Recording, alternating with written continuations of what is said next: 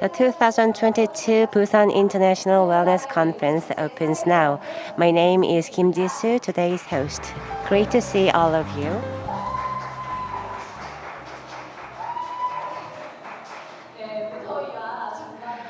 The weather is so hot and we had a serious rainfall recently, but I am thankful that all of us made safe here in the room. And I also understand that many people are joining us online as well. Welcome everyone.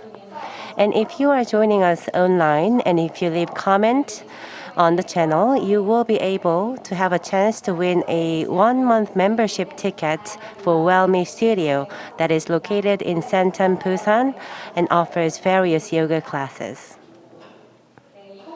The 2022 Busan International Wellness Conference is an event to raise public awareness of wellness and find a way to enjoy a wellness and create wellness lifestyle in our daily life.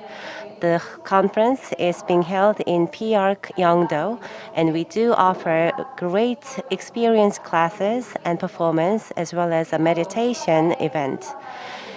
While enjoying a beautiful coastal landscape, you can also have a chance to experience various eco-friendly products, including vegan product, aroma product, and handmade makgeolli. Please go out to the Wellness Village in the balcony and have fun. So before we officially open the 2022 Busan International Wellness Conference, I'm going to show you an opening video delivering comprehensive information about the program.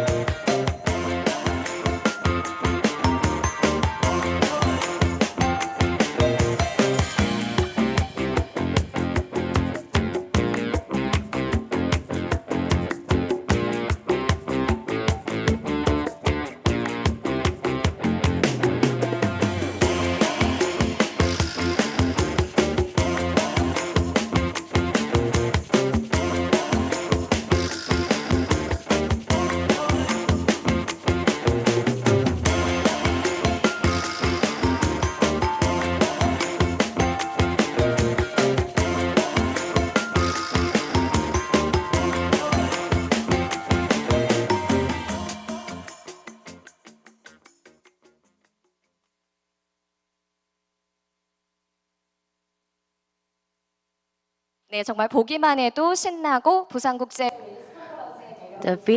Watching the video itself already is very exciting. When you think about wellness, you may think that the concept or the word is really familiar with you. However, I believe that you associate wellness with mostly yoga, meditation, or relaxing time. However, there's more to that, so we're going to give you more information on wellness, so please be with us till the very end of the event. 이어서 Now, we are going to hear a congratulatory remark to celebrate the opening of a Busan International Wellness Conference 2022. Global Wellness Institute's Breathe Initiative co-chair Sandy Abrams will deliver the remark. Sandy Abrams has been stressing how important the power of a breathe and mindset is. We don't offer caption in Korea in the video, so please put on a translation receiver and turn to channel number 1. Now let's meet Sandy Abrams through the video. Hi, I'm Sandy Abrams, coming to you from Los Angeles, California. I am thrilled to say hello and congratulations on your 2022 Busan International Wellness Conference. It's going to be an amazing day, and I'm so grateful to be a part of it. I am the co-chair of the Global Wellness Institute's Breathe Initiative. I am on a mission to empower people to get to know the power of their breath for wellness and happiness and success and just overall feeling your best. So it's an interesting time right now, post-pandemic, with wellness. And wellness, well-being, mental health is so important right now for everyone around the globe. And one of the most important things about wellness is community. Search up to the minute, fascinating science behind many different wellness modalities. And I know you're going to hear about a lot of different ways to feel your best in your conference today. So a few of the things that have really enhanced and elevated my life over the past few years for wellness and overall well-being and mental health are sleep routines, my routine at night to help me sleep my best, because sleep is a key pillar for well-being and for mental health. Being in nature, outside, going outside to go inward is what I like to say, is such a powerful tool that's free and accessible to everyone. And the science behind nature, the power of nature, is incredible.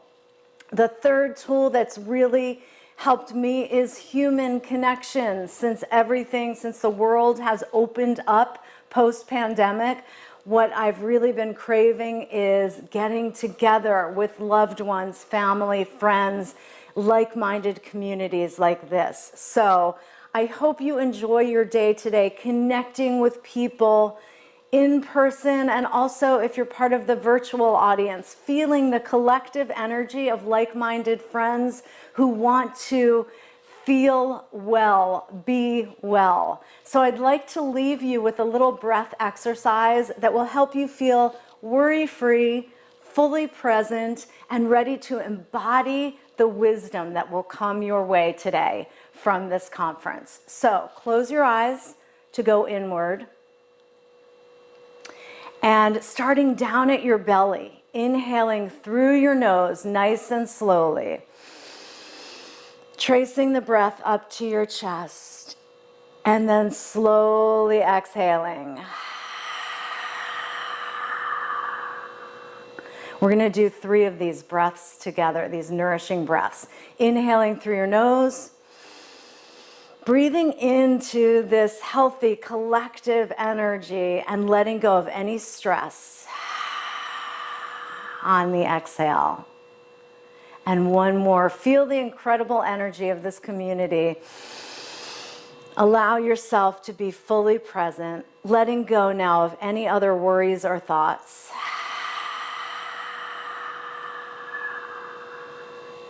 And then just feel that energy for just a moment before you open your eyes. I hope you have a wonderful conference, connecting with each other and learning new ways to feel well and to be well. Thank you for having me.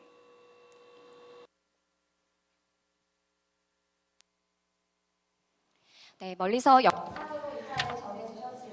It was good to see her, even through a video. So we had a chance to practice healthy breath. Once again, please give Sandy Abrams for her wonderful congratulatory words. Now we will move right into a keynote speech by Sandy Abrams. In her congratulatory words, she introduced us simple practice of breathing. In this keynote lecture, we will have a chance to look deeper into her philosophy of breathing. We will meet her through the video. 안녕하십니까? 저는 샌디. Your Busan International Wellness Conference 2022, sharing the power of mindful breath. That's what I do.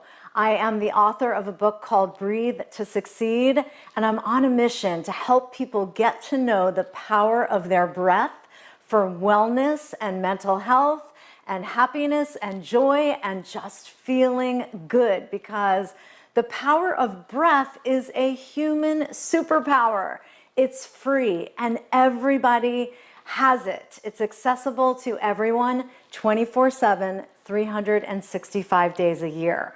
So my goal today is to share a little bit of the science behind the breath with you today so that you can understand how it works, because it is based on science. And when you change the way that you breathe, you change your brain, you change your physiology, you change and influence your nervous system. So you can breathe in ways that will calm, balance, or boost your nervous system. And the best thing is that you can do this in small moments throughout every single day. You don't need to master the art of stillness or reserve chunks of time to sit still in meditation. Breath can be used in real time in small moments when you need it most, whether you need it in a time of crisis or challenge, or whether you just want to soak in a beautiful moment. You can breathe in ways that will embody that beautiful moment, or you can breathe in ways that will calm your nervous system when you need it most, or you can breathe in ways that will balance your nervous system, help you focus, help you tap into your creativity, and will help you communicate with people better, connect with people better, feel more kind and compassionate, and be able to be in the present moment. That's one thing, if I've learned anything over the past 2 years during pandemic, it's that most people have a really difficult time being present, calm, yet alert at the same time, because our attention is constantly being diverted. Our devices usually dictate where our attention goes, and where our attention goes dictates how we feel. So it's really important, and I want to help you become self-aware of what are your thoughts, what are your energy, what's your energy like, how are you feeling, and to become aware of if you've been manifesting physical signs of stress like shoulder pain or headaches or stomach aches. Stress takes us to the doctor's office. About 90% of our doctor's visits are because of issues caused by stress. And we can manage stress with breath. There's a quote that I love from BKS Iyengar that says that the mind is the king of the senses, but the breath is the king of the mind. And that's where mindful and strategic breath comes in, because we can take control of our thoughts, our mindset, and our energy by breathing in certain ways. I recently did a TEDx talk titled, "How You Breathe is How You Are." And I talk about how I learned that lesson over 30 years ago, because I wasn't wired to be still or to appreciate small pauses in life. I'm wired to be busy and do things and be active. And what I learned from my yoga teacher was the beauty of small moments of stillness. And what's interesting is that it's more relevant today than ever before, because of our constantly connected technology, our constantly connected tech-centric lives. And that's the beauty of getting to know the power of your breath as a tool to help mitigate the consequences of constantly connected digital lifestyle. So also your mind follows your breath. So if you're breathing in that autopilot, shallow chest breath that most of us breathe in on a regular basis, what happens is it can cause a low-grade state of chronic stress. So you want to interrupt that as often as possible with this kind of breath.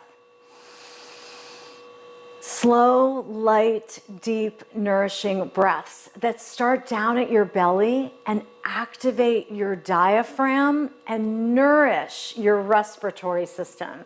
Because when you optimize your respiratory system, you also optimize all the other vital systems and vital organs in your body, which helps for overall well-being, feeling good, feeling well, and leads to more joy and happiness in your life. When you're just breathing in that default, shallow, rapid chest breath, you're not optimizing The diaphragm, the lungs, the exchange of the oxygen and the carbon dioxide. 70% of our toxins leave our body through breath. So we need to breathe in ways that help us detoxify. And when you optimize your respiratory system, you also can think more clearly. You optimize your metabolism, your detoxification, you even boost your immune system. So one of the best ways to do that is to interrupt the shallow, rapid breathing with this breathing that, let's do a few rounds of this together now. It's called coherent breathing, or, and what you do is we'll inhale through the nose, starting down at the belly. And on the inhale, your ribs move out laterally. You trace the breath up to your chest, and then you slowly exhale. We'll inhale through the nose, and we'll exhale through the nose or mouth. And each breath is about 5 or 6 seconds, and I'll guide you through that so that you can feel what that feels like. And this is technically what a deep breath is. But deep breath doesn't necessarily mean a hard breath or something that makes you feel tired or feel like you're panting. It's a slow, light, nourishing, deep breath. So I'll guide you through a few of these. Close your eyes, starting down at your belly, inhaling through your nose, 2, 3, 4, 5, 6, and slowly exhaling.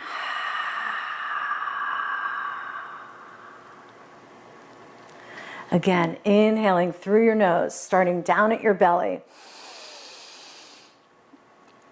Activating your diaphragm, bringing the breath up to your chest, and then slowly exhaling.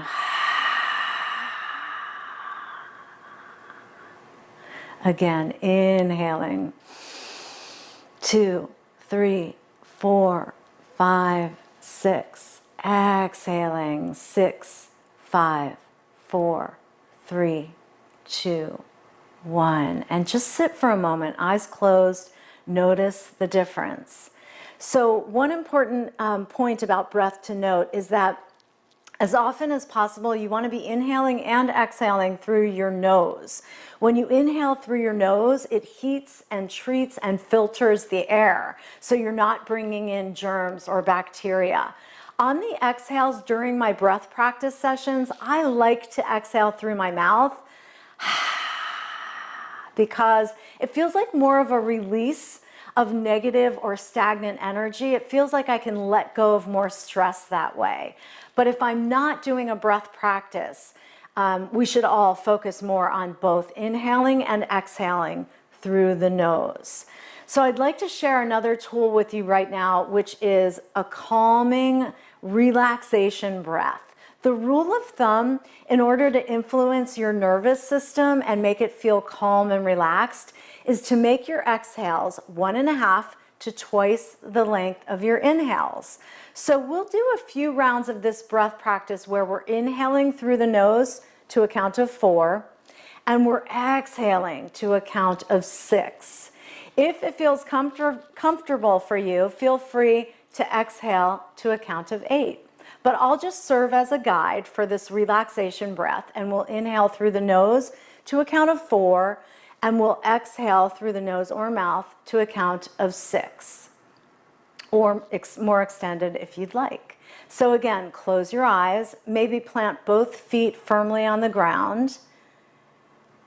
Through your nose, inhale, 2, 3, 4, and slowly exhale.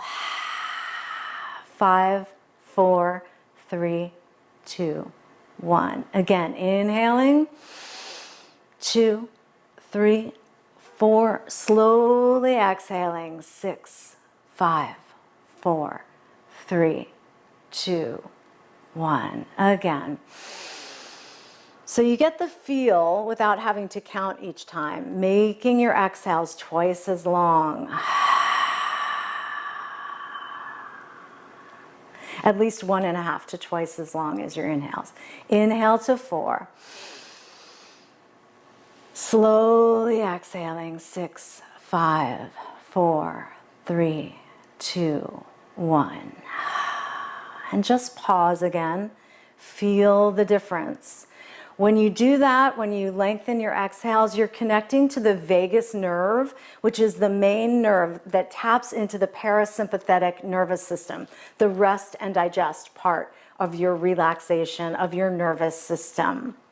So you can attach these breath practices to anything during the day as a reminder. For example, when you fill your water bottle or when you're making your tea, let that be a reminder to also maybe do those slow, light, deep, nourishing breaths, or also do the relaxation breaths where you lengthen your exhale. If you attach the habit to something you're doing already, you'll start to do these breath tools easily, and it'll become like second nature during the day. You'll crave the feeling of nourishing, slow, light, calming breaths so that you can feel both calm and alert. And then it just becomes second nature, and it's so powerful to be able to influence and control your nervous system. So I'm going to share another breath tool with you that's called box breathing. It's great for balancing your nervous system and for focusing your attention. And there's 4 parts to it. The inhale, then you'll hold your breath on the inhale, you'll exhale, and you'll hold your breath on the exhale. It's called box breathing because in your mind, maybe you can draw 4 sides of a box with each component: the inhale, the breath retention, the exhale, and the breath retention. So I'll walk you through a few rounds so you can get the idea of this. And what happens on breath retentions is really wonderful because it makes you pause, you feel present, you connect to yourself, you go inward, and your mind stops. And it usually gets you to focus on the breath. And that is a way to rest your eyes, rest your mind, rest your brain. So it's a really powerful tool. And it just takes, you can just do this for a minute or 90 seconds and really feel a transition. So get comfortable again, maybe both feet on the floor, closing your eyes. We're going to do each component just for a count of 4. But again, breath is customizable. So later, when you practice this on your own, or after you've practiced for several weeks or months, maybe you want to extend each count to a count of 6 or a count of 8. Whatever it is, breath is customizable. So make it your own so that you'll want to come back to these tools over and over.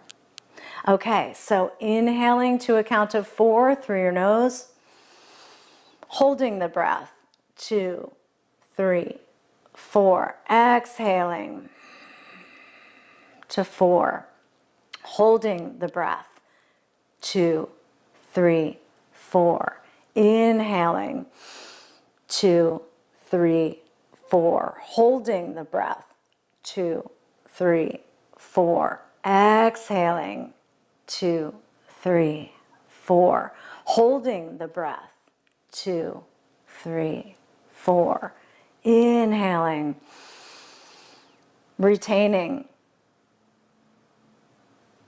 exhale, retaining. We'll do a couple more. Inhaling, holding,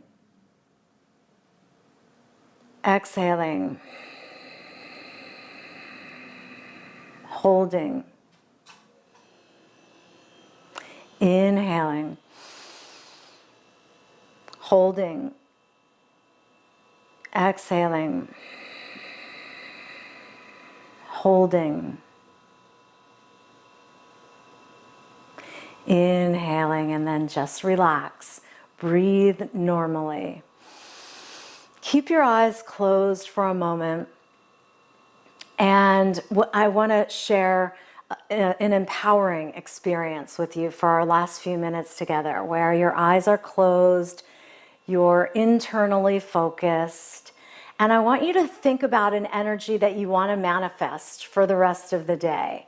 Maybe it's just joy, gratitude, comfort, ease, community, confidence, whatever it might be. Think of that energy. And we're going to breathe into that. And feel free to use your hands on this. And we're just going to do what I call breathe and believe. So with your eyes closed, think of that word, the energy that you want to manifest, and maybe even see it in your mind's eye. Or maybe even silently say to yourself, I am calm. I am relaxed. I am at ease. I am part of a community. I am well. Whatever it is that you want to feel, silently say that to yourself. Believe it, feel it. And we'll do each inhale together, bringing in that energy. And on the exhale, letting any negative or stagnant energy go. Feel free to use your arms, maybe open your heart center, open your mind on the inhale. Exhale, pushing any negative or stagnant energy out. Inhaling the energy you want, saying, I am at ease, I am well, I am calm. Exhaling. Breathe and believe. Inhaling. Exhaling.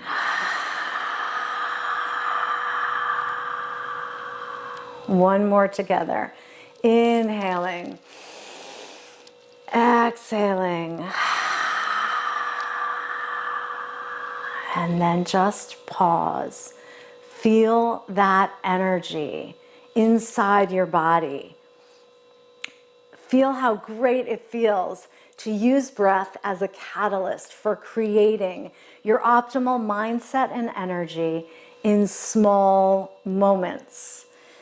Use it often, and I promise you it'll become second nature, it'll become a habit, and you will control your experience of life. You'll be able to connect to people better. You'll be able to feel more present. You'll be able to move from chaos to clarity or from frustration to calm in small moments, simply by changing the way that you breathe. It's such a powerful tool for wellness, for feeling your best, for mental health. Share it with people that you love. Go home from this conference and share a breath with someone, even if it's just a reminder for them to pause and to breathe in a light, slow, deep, nourishing breath, because sometimes all it takes is one nourishing breath to transform your mindset and energy. Thank you for letting me join you today at your Busan International Wellness Conference. What a wonderful event to be part of a community that's about feeling your best and about creating a life that feels well, feels great, feels empowering, feels connected. Enjoy, and thank you again.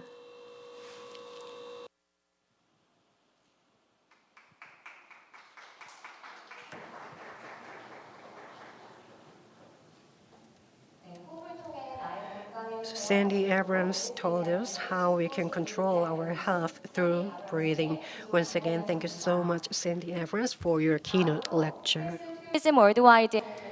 And the next keynote speaker is Mr. Laszlo Putzko, the CEO and co-founder of Health Tourism Worldwide. He was actually a speaker for BIWC 2021, delivering message on global wellness trends and the great potential of K-wellness. And this time, he's going to talk about the wellness in the post-COVID-19 era and future directions of K-wellness. Please welcome him. He is with us through this video. 안녕하세요. 반갑습니다. 다시 한번 초대해 주셔서 주최자분들께 진심으로 감사의 말씀 전하고 싶습니다. And I think it's a great initiative since it spreads the wisdom, spreads the word that wellness is not an exceptionally different thing, an exceptionally difficult thing, but more like how we look at our lives and what we think about what we can do to improve our lives. I was invited to give you a short presentation about how I think the future may look like and what kind of directions we may have in the wellness world, and I would like to share that with you. I think what's important is that when we look at the future of wellness, we actually need to look at what wellness actually is in the future. I know it's a little bit of playing with words, but I think there's a difference between the two. Since wellness is nothing new, it's just we need to look at it in a different way and we need to incorporate it in our lives. We understand that many of us, especially after post-COVID, we have status anxiety or life anxiety. And what is really now happening that is changed to health anxiety, that we look at it in a more health screening direction, that how the post-COVID life looks like and what life and health actually means to us personally as well as a community. I really like the summary that Ogilvy provided. Many of you, I believe, know the company. And not from this business, like from wellness, but it just shows that in any a company life and every kind of business, wellness comes into the core of the discussions. Since they summarized, and I think they're quite right to say so, that every brand has a wellness role to play, and they have a contribution to everybody's wellness, or if you want, well-being. But we need to find out how that actually is played out. And also we know that post-COVID, people are looking into more clear expectations, what they want from certain brands and certain activities and how those brands and activities contribute to their wellness. And we also know that it's not just luxury, it's not just the selfishness as it is, and more social and sociable, and it's then purposeful. What is really, really important as a last note, as a summary of this study, and again, I agree with that we need to be worried about wellness washing. Right now, everything is sold under the wellness brand, regardless of evidence, regardless of actual benefits. And this is confusing to customers, since we know that there's an availability gap, so not everybody has access to product services, even online or offline. We also know that there's an authenticity gap, which is we need to see more understandable and more believable claims and evidence that certain treatments, programs, products actually contribute to our wellness, and how that happens and what exactly it does. We also have a value gap that it's not just the high-end luxury demand deserves and can afford wellness products and services, but in every level and every customer group or lifestyle group, we can provide that. I really like this little experience and this little product, which is a mobile meditation studio, since many people may not have the capacity or the experience of just, having a click and instantly go and meditate, or just have a little bit of me time. Therefore, this product, or this entrepreneur created this bus that comes along, and then you can book your 15-minute, 20-minute, half-an-hour session, and you can have your own me time and be time. And you may or may not meditate, may or may not use the colors or the chanting or the music that the bus interior may provide, but it's up to you how you create your little bit of sanctuary. We also find interesting to look at the various aspects of well-being, which is a more established terminology than wellness, since it's an academic and scientific terminology. And one is that people feel happy if they experience life purpose, challenges, and growth, whatever that is. What you want to achieve, want to balance your life, want to walk faster, want to walk longer, want to just have a little bit of me time or be time, I want to improve your knowledge or experience in any field, painting, knitting, online work, really any kind of domain. It contributes to our well-being. And also interesting to see that we understand that pleasure at decreased pain leads to happiness, which is not novel or not very new as such, but how our activities, your festival, the program, the programs that you participate during this event or today or tomorrow, you will see how that contributes to your happiness. Because to many of us, wellness is translated as happiness.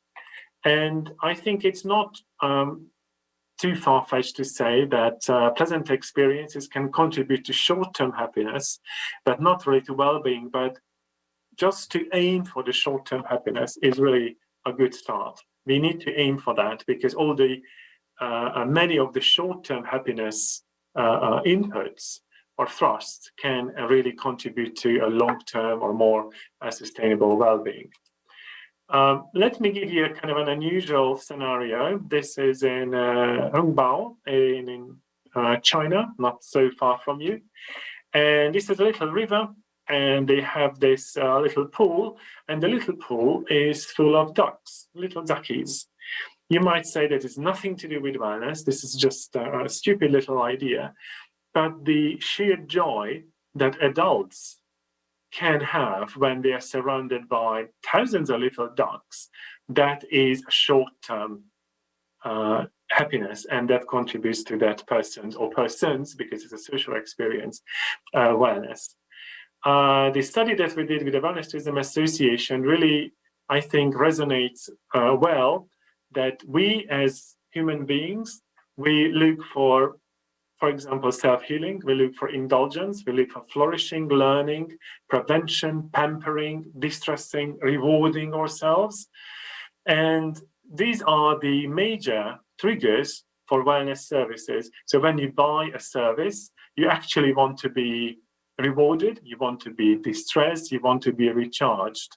It's not, you want to have wellness for the sake of it. And that's what helps, that is what helps really. Need to repeat that. Service providers, small and medium enterprises, even destinations like Busan, to create products and services that can respond to that expectation of recharging, expectation of pampering, expectation of rewarding. When we look at the customer base, we see major directions, and it has 4 elements. Many of the activities in wellness, they are elective, and we want to do it. We decide it on a whim. We decide it on a regular basis, doesn't matter, but it's rarely prescribed still. When you go to Canada, people can have visiting forests as an activity prescribed by the doctors. So we achieve that stage. We also need to look into natural healing, asset-based or integrative healing assets like a traditional Korean medicine as an option, and how that contributes to wellness beyond the healing processes. Many of our wellness decisions based on brands, although many of us also look at experiences. They don't necessarily care about brands, but they want to see the actual outcome, not the brand that defines it.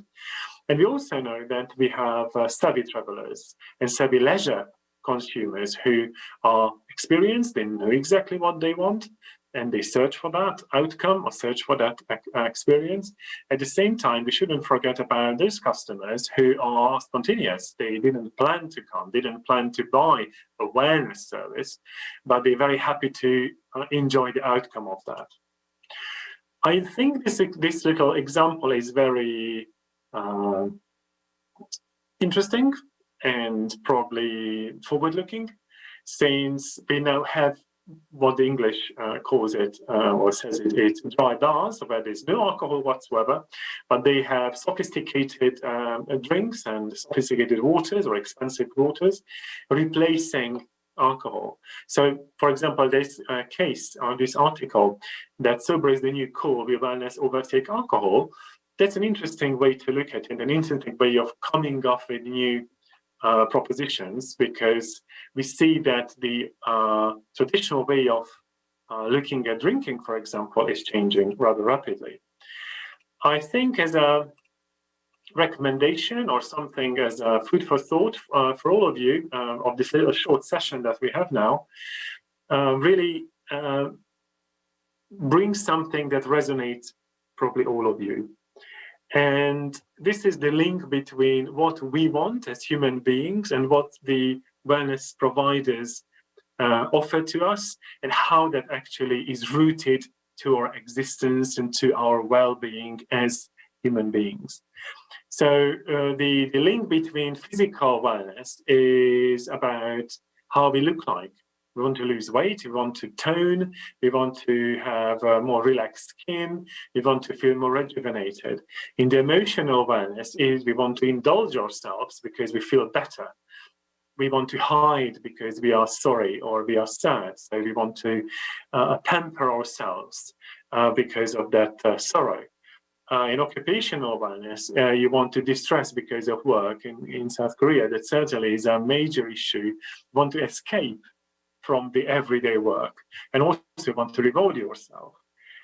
Spirituality, transcendence, I think probably is the most easy or the easiest way to look at it. And temple stays are typically these kind of products that respond to the spirituality component of wellness.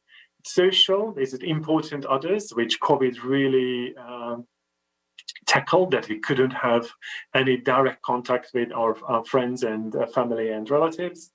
And intellectual, that you want to, for example, re-establish self-esteem, you want to learn, you want to improve.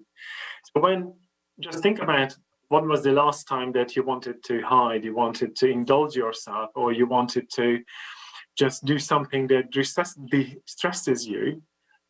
We all actually wanted to improve our wellness. You don't necessarily think about in terms of wellness terms, but this is exactly how the various domains of wellness and the actual services that we buy or activities that we participate, let it be yoga class, let it be a social activity, or let it be a very healthy drink, relates directly to one of the 6 pillars of wellness. So when we look at the future of post-COVID, I think small steps, little steps, quick wins, as industry may call it, all can contribute to wellness, and it doesn't need to be major developments and major facilities and major clinics, hospitals, spas, or wellness centers. Post-COVID, we really do appreciate small steps, baby steps, little things. That, I think, is one of the key messages I would like to leave with you, is that post-COVID, we appreciate the littlest or the smallest, as you may want to say it, that can contribute to wellness, because we really recognize the importance of it all. And I think many of you may know this case in the Yunnan, Red Ginseng Spa. And these are the local contributions, local assets that we look when talking about tourism, but also as locals, because it becomes a traditional activity, it's a local ritual. This is all contributing to awareness. It doesn't need to be big, it doesn't need to be very expensive. And I think it's a very important message. It's not just 5 stars, not just high end. At any level, we can achieve that. And it's not luxury as such, it's a necessary luxury. That's what we want to, that's how we want to look at wellness in the future post-COVID.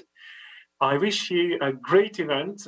Participate in the activities. Again, congratulating the organizers, because these are very, very important initiatives. And I do hope that you feel already much better, and certainly feel very well after the event. So thank you very much for the invite. Enjoy yourself and be well.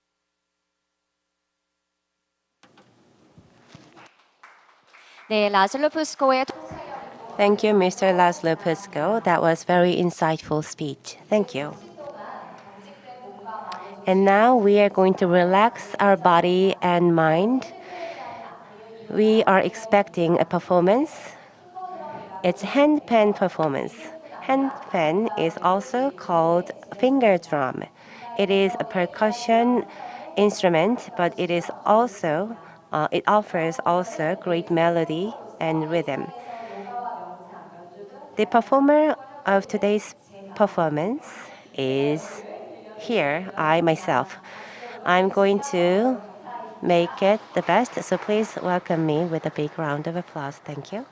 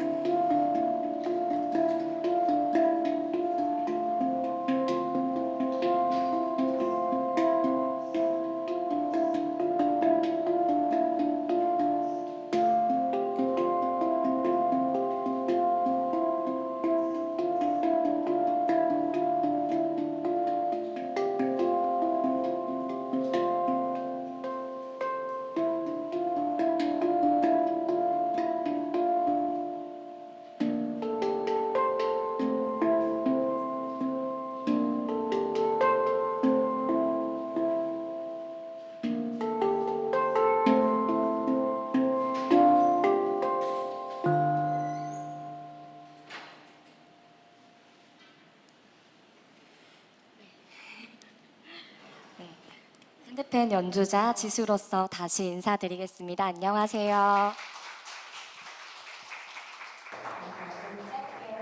Hello again. That was my intro, and the title of the song was Cool Breeze.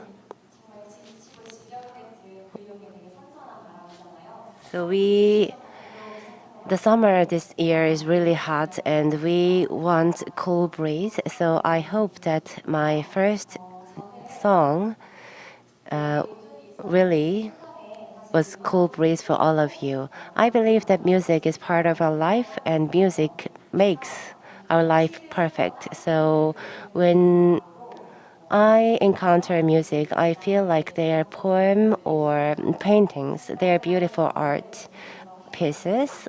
So I am really into music and I hope that you can enjoy my music as well.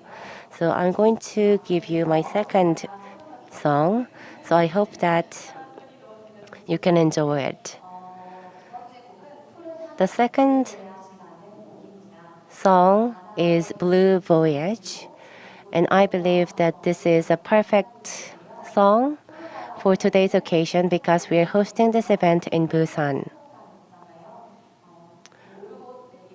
When you think about voyage, it has a really strong meaning attached to it, and it is really pushing all of us forward. So I hope that you can enjoy this music as well.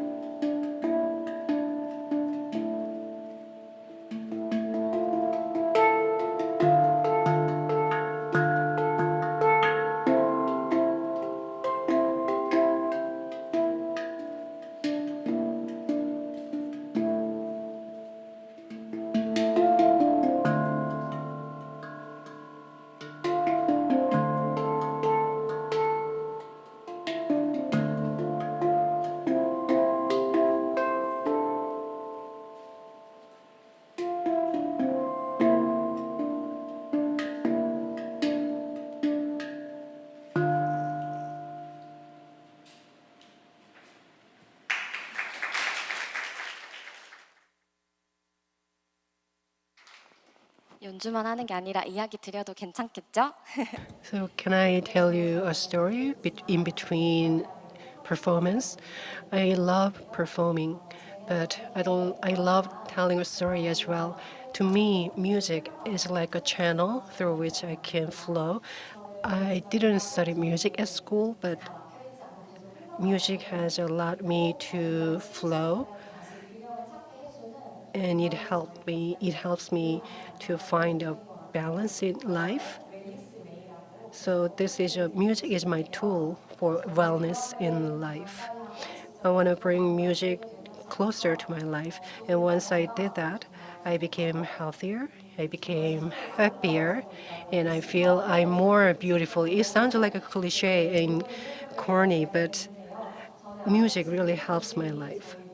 I think everyone in this room is beautiful and wonderful, and you are all having something in your life that makes your life shine and sparkle.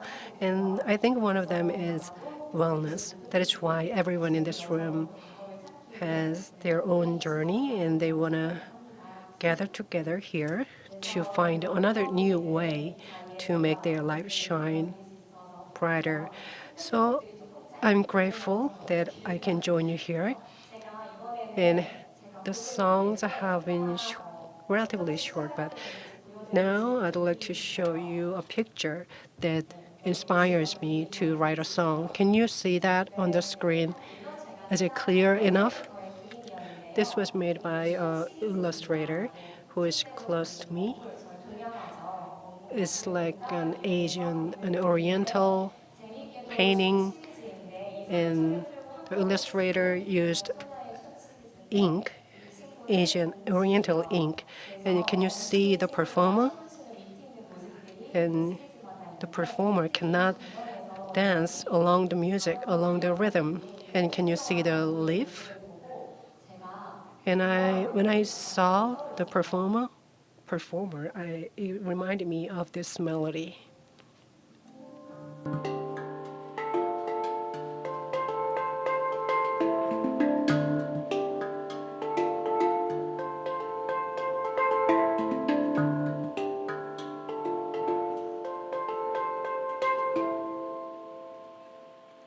조금 어울리나요? Do you think this is well matched with the performer? And Han Fan's song can be written spontaneously, so this is the perfect musical instrument to make a spontaneous music. So I'd like to do that right here. So I will write music and melodies spontaneously right here. This is an instrument like a drum, and it can deliver melody.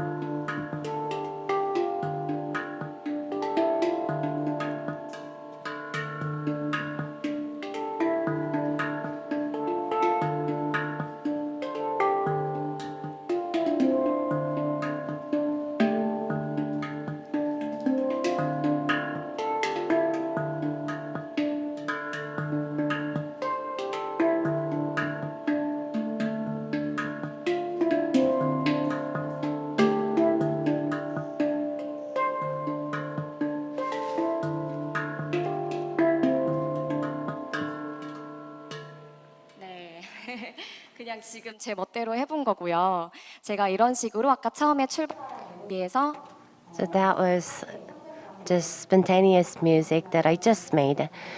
And I am going to make it perfect later.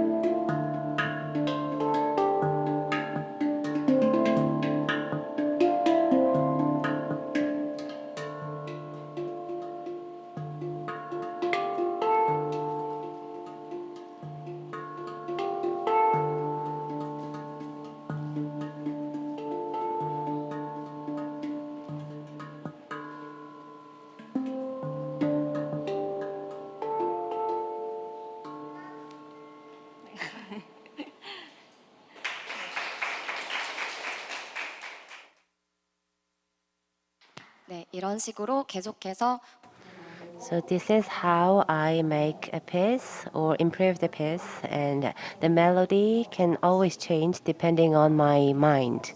So is this the first time for you to see the handpan?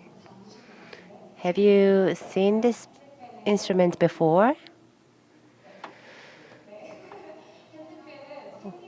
Well, handpan looks quite funny. It looks like an instrument from Africa, but actually it's a modern musical instrument made by two Swedish men. So I'm so happy to show you what this looks like, and I'm so happy that you could hear the melody and sound from it. And the next piece that I'm going to play is Our Summer. Probably all of you have great memories of your own, particularly related to specific season or a place. So I hope that you can remember those memories that make your life keep going, and please enjoy the last piece.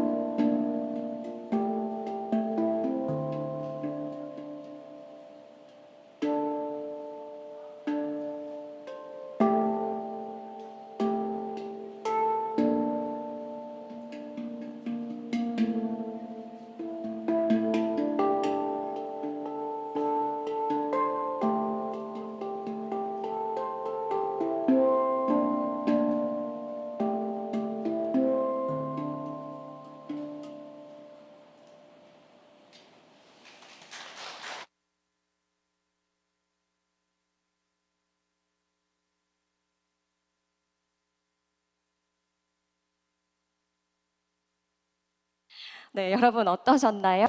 So, how was it? Did you like it? Hopefully, it was time for you to heal. Now, let me introduce you the first speaker in today's seminar session. Let me introduce you CEO of Luna's Eco Life. The CEO of Eco Life is Kang Yun-ha, and she's going to be on the stage. Please welcome her with a big round of applause. Good evening, everyone. So we are here in P.ARK, and we have this great view where we can overlook the sea. So I can take something off my chest and feel great. And so we are talking about subjects that can help us feel the best and feel better. And earlier we had a lecture that taught us how to breathe to feel better. And in this session, I'd like to tell you what we can do with plants. Let me introduce myself again. My name is Kang Yun-hwa. I'm the CEO of Luna's Eco Life. One of my main jobs is to deliver what plants can do for humans. Now I'm running plant pharmacy. I'm an aromatherapist as well, and I'm trying to advocate what plants can do us in our life. In this session, we can share ideas and stories where how, in a way, we use plants that can improve our lives. We can use these terms, wellness, but eco life is also one of the terms that can represent a healthy life. Everyone has their own standard for healthy life. What is your standard? How can you define your healthy life? This is one of the most frequently asked questions. And somebody said, a healthy life means a free life where they can run and move around in a plane. And my definition of a healthy life is a life that allows me time to take a walk every day. Or you can call someone's life a healthy life when he or she can spend time under night, a starry night. Or eco life can be in the form of planting a vegetable garden. If someone asks me what is eco life, to me, I would answer that eco life is a life living with plants. So what does that mean? I want to find the answer today in this session. So let's take a closer look at plants. Wherever I go, when I give a lecture, this is the first picture I show the audience. What is this? This looks pretty.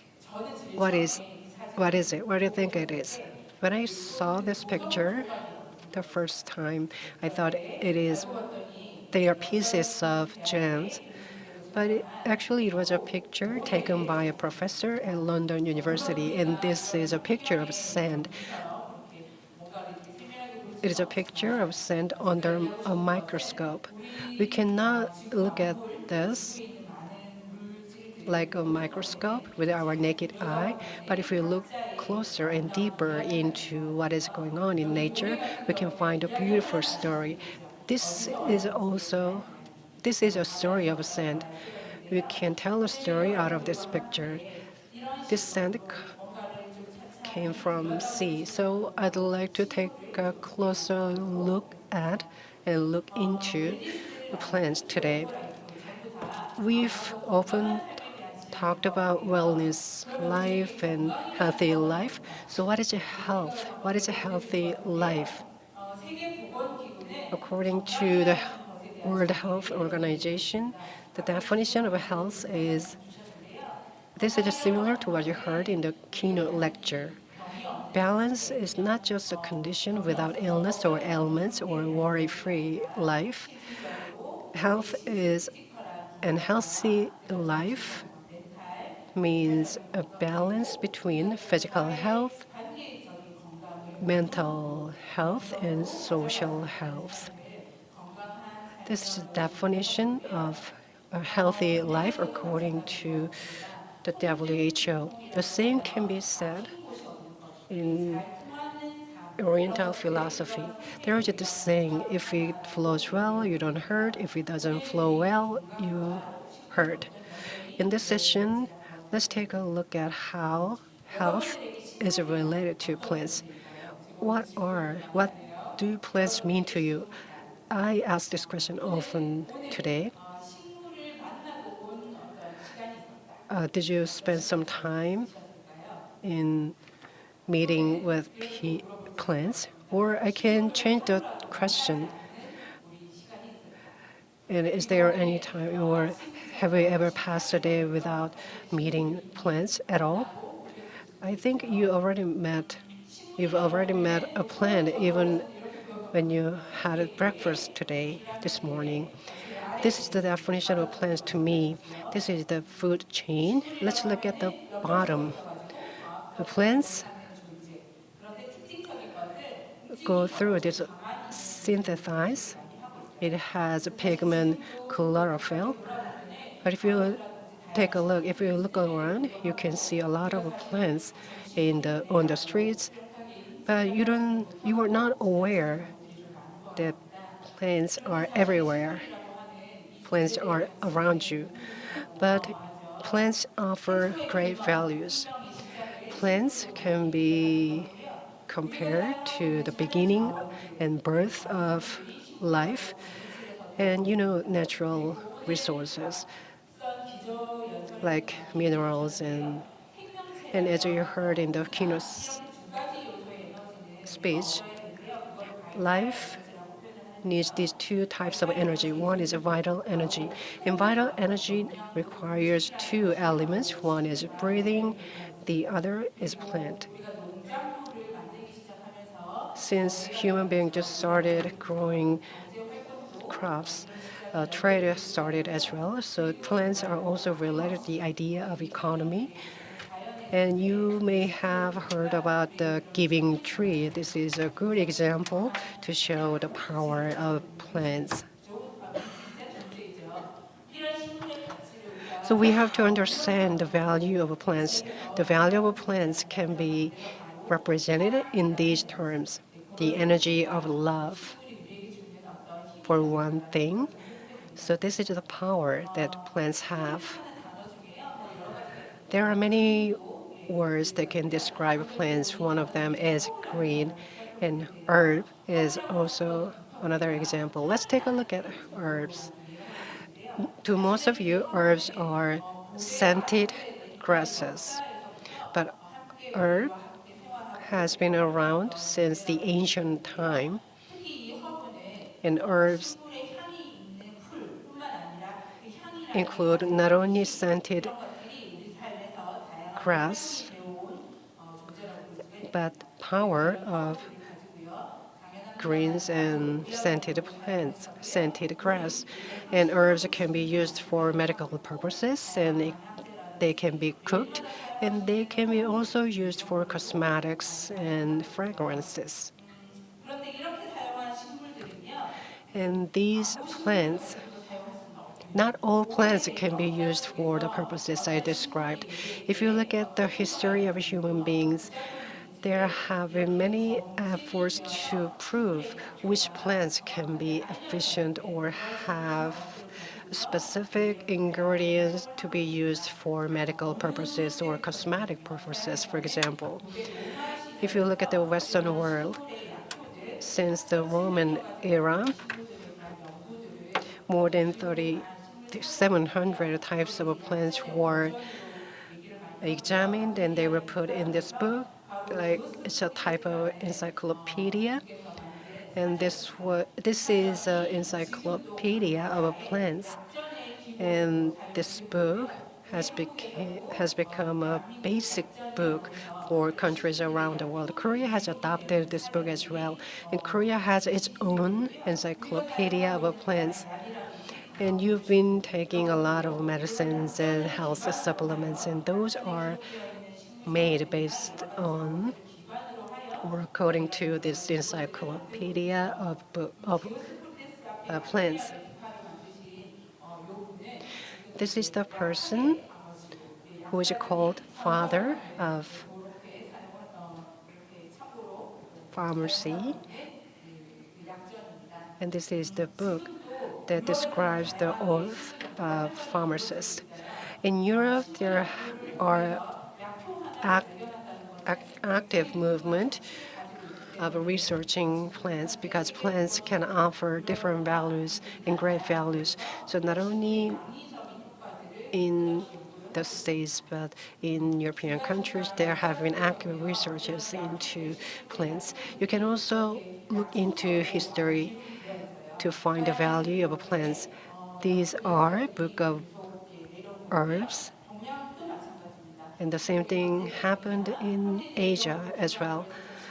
China is no exception. This book is called Emperor's Internal, and Korea has its own encyclopedia of herbs, 동의보감. As you just heard, plants can be used for medical purposes, and some plants are eatable. Some plants can be used for making medicines. One plant, not all plants have nutrient value and pharmaceutical value. Some plants are used more for food, and other foods are used more for medicines. So we often say these words internal or external effectiveness of plants. As you can see in the picture and on the screen, we have been using plants in different ways. And I'd like to introduce you this term, like eatable plants. And plants, as I said earlier, can be used for medicines. You can heal some ailments by eating plants. So we have to understand the power of plants. In Asia, 동의보감, the Korean book of herbs, has introduced some secret techniques. This is a term described in the book this is called 동의상구. Let's take an example of ginseng. Ginseng has been well known for certain treatment according to some scientific researches. But when ginseng was first introduced and were first discovered, people didn't know what effectiveness or what efficacy it has. But if you look closely enough, you can see ginseng, the shape of ginseng looks like the shape of a human body. So in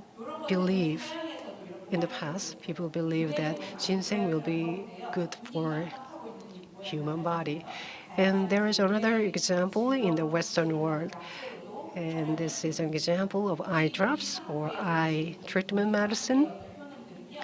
So these were examples that can be applied to aromatherapy. And I will give you more detail in the practice class right after this. As I said earlier, we have to understand the value of plants, and we also have to understand phytopower. And plants have these ingredients that make our body healthier.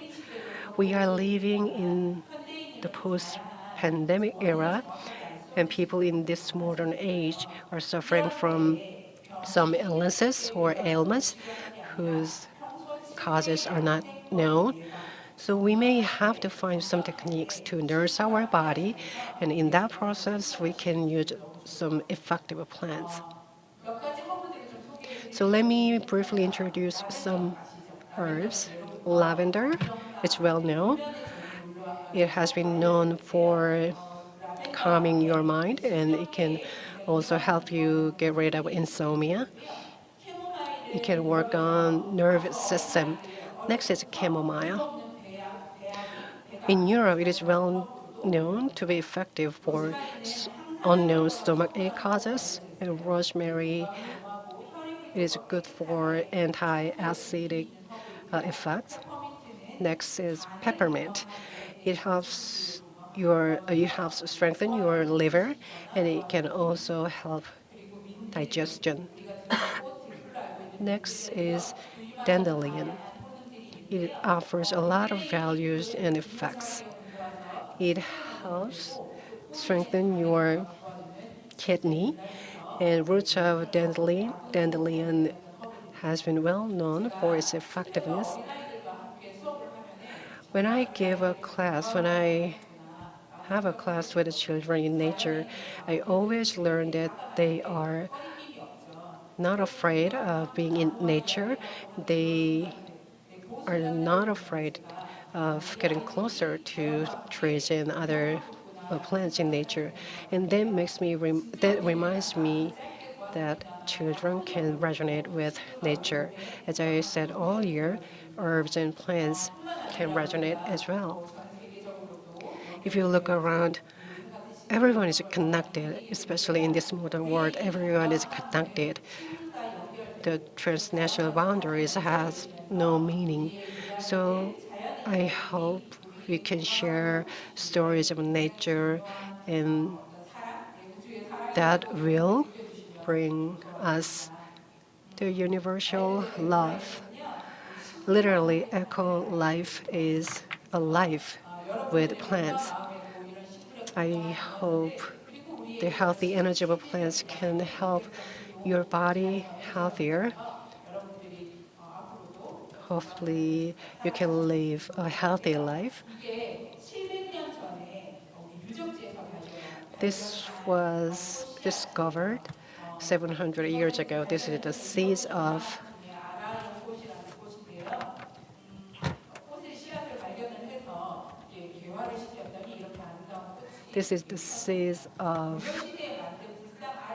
a lotus. And if you look at the petal of the lotus, it looks like something a human being cannot live up to 700 years ago. But plants have a mysterious power. They are very powerful, so it has lived for more than 700 years.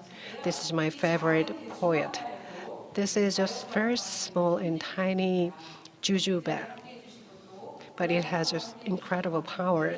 So we have audience in this room and audience participating in the event via online. I wish all of you a healthy life.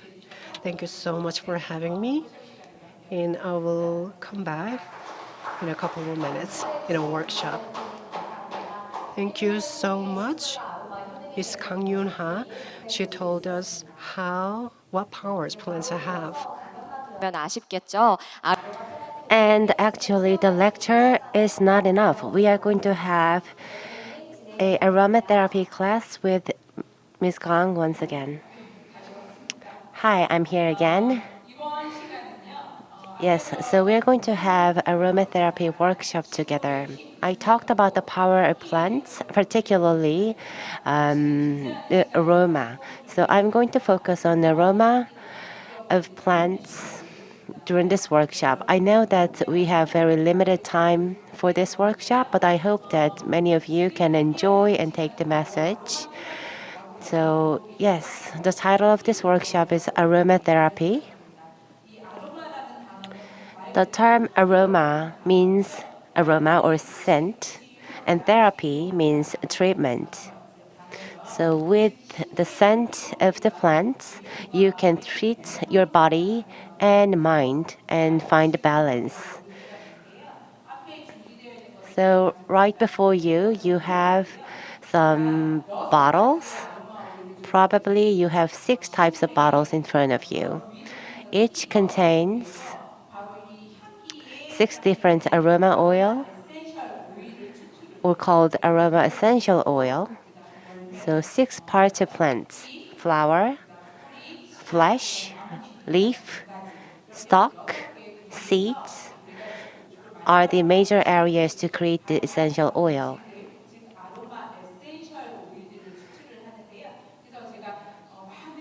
So there are a lot of types of oils, of course. Globally, we have more than 300 types of essential oil, but I just brought very well-known and popular aroma essential oil to you. So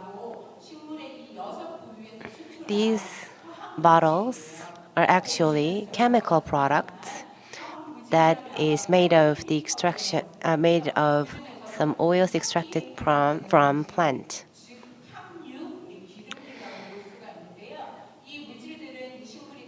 And they have great characteristics, including scent. And the reason that we could extract scent from this oil is that all flowers and plants do have their own scent to protect themselves sometimes or for reproduction. So each part of the plant, including flowers or hair, stalk, seeds, roots, all these different parts have different create different oil with different scent, so you can experience all that firsthand. So you might be able to see the color in front of you as well. So red means flower. So you can use the color chip in a paper bag, and if you drop the oil on the paper, you will be able to smell the scent. And you might also be able to find a small card in front of you. So when you smell the oil, please write down what you feel.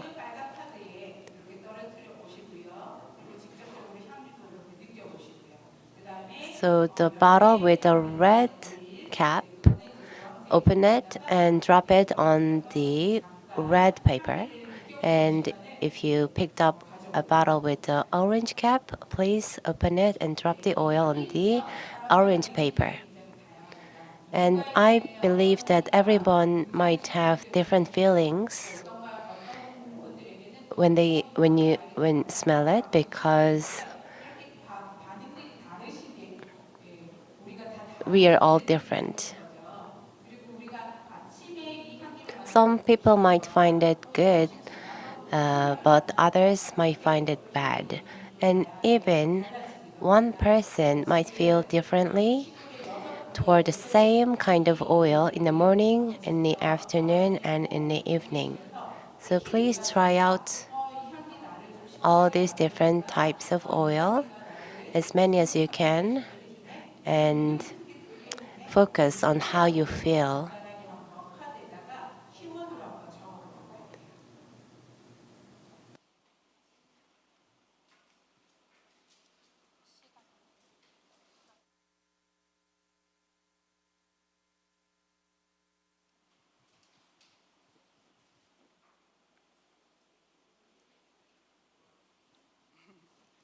어떤 분들은 향을 맡으시면서 얼굴이 환해지시기도 하고요. I can see some of you are really enjoying the oil, and others, I don't think you're happy with that oil.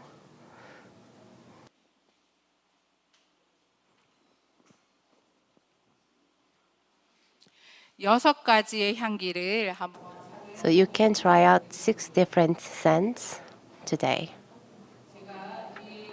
Take your time.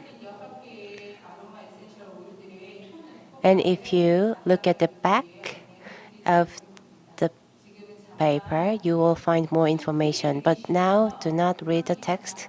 Just feel it. Please do not read the description yet.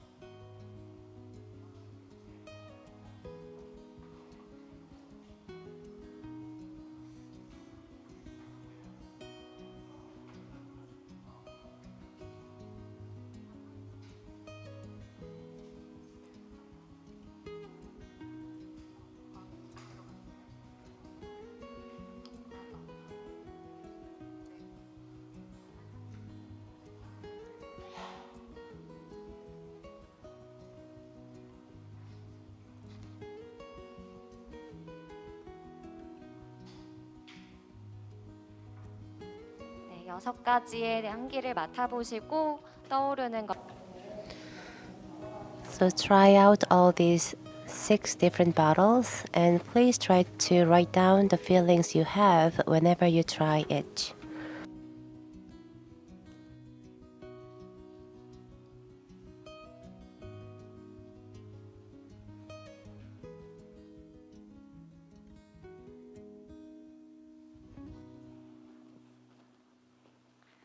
네, 같은 향기를 맡으셨는데도 되게 다양한 And I find it really interesting that everybody has different feelings for one scent.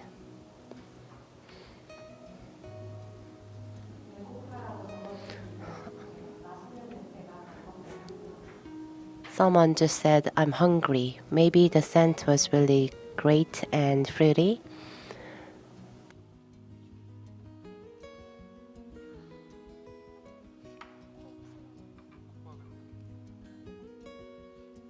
코 박은 느낌이라는 재밌는 단어를 적어주신 분들도 있고요. Someone just said, I can't breathe. 오렌지 향을 사랑스럽다라고 적어주신 분. And another one here just wrote, it's lovely.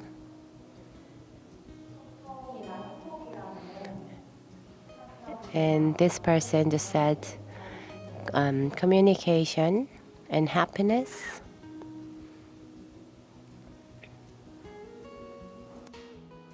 같은 향에서 정말 다양한 감정이나 단어들을 떠올릴 수 있다는 게 참 신기합니다.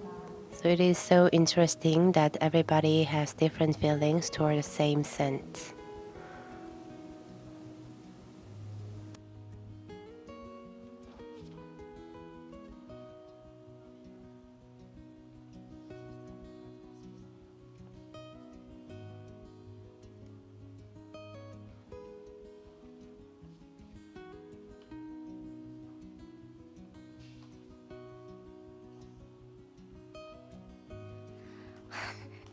맛있는 술 냄새라고 느껴주신 분도 있고요.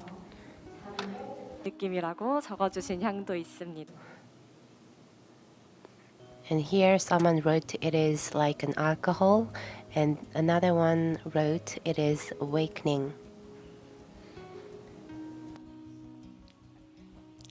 네, 6가지 향을 좀 고루고루 느껴보셨나요?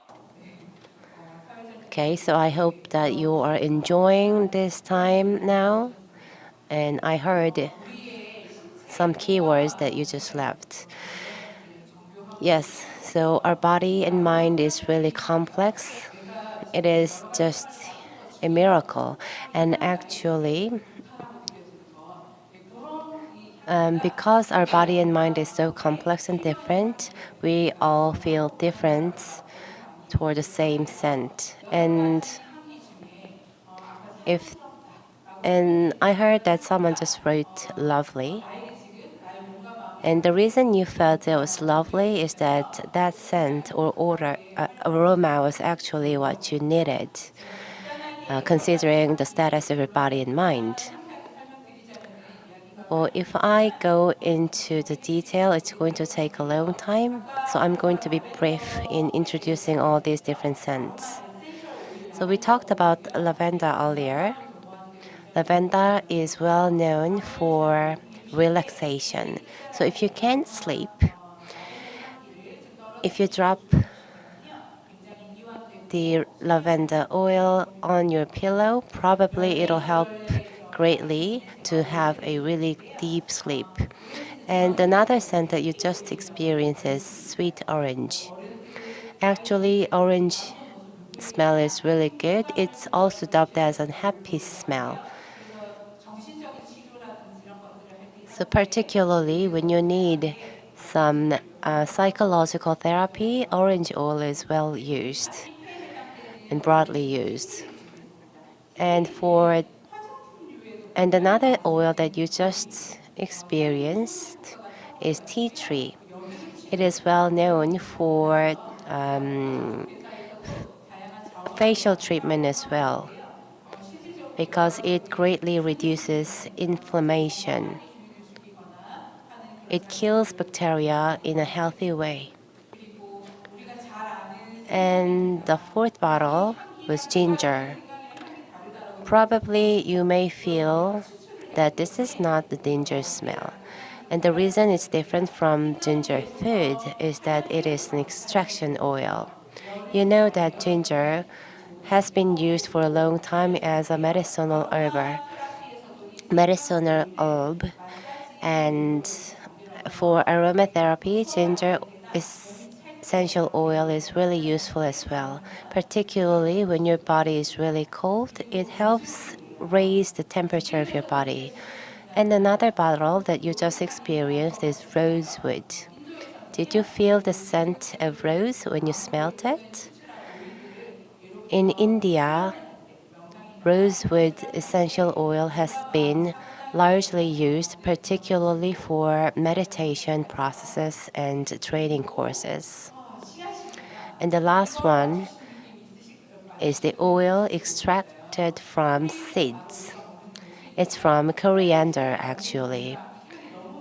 And I am very certain that you might have never guessed that this oil is from coriander, because the smell of actual coriander leaf is really different from what you just experienced.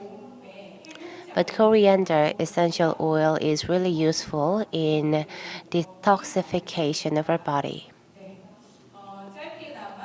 So that was a brief information on the aroma essential oil that you just experienced. And aromatherapy is pretty prevalent today, and aroma essential oil is widely used for various products, including cosmetics. It is a good trend, but I also believe that we need to be able to enjoy this aroma essential oil as it is in our daily life to lift up our body and mind.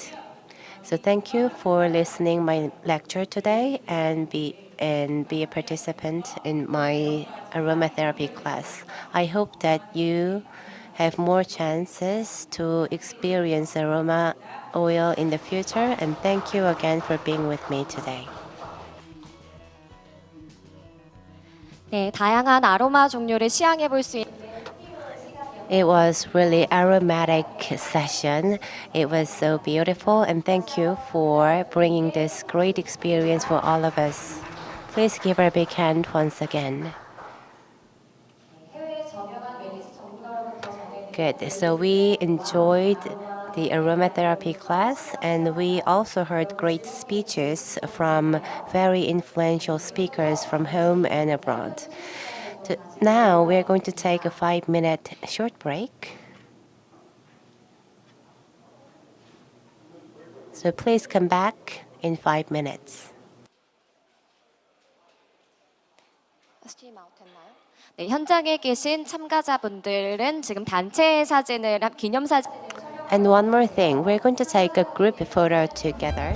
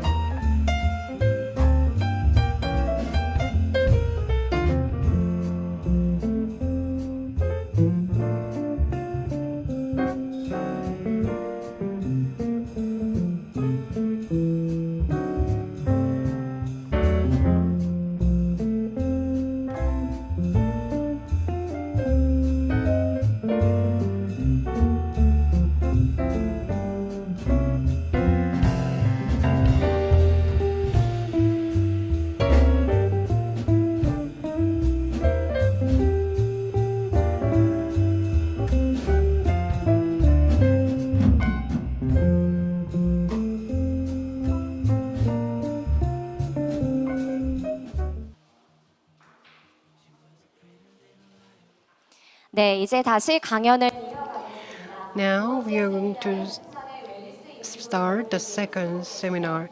The speaker of the second seminar is Research Fellow of Busan Development Institute. Ms. Park Kyung-ok will introduce us Busan's uniqueness in wellness. She has been working very hard to find more attractiveness in Busan for wellness. Please welcome her to the stage with a big round of applause.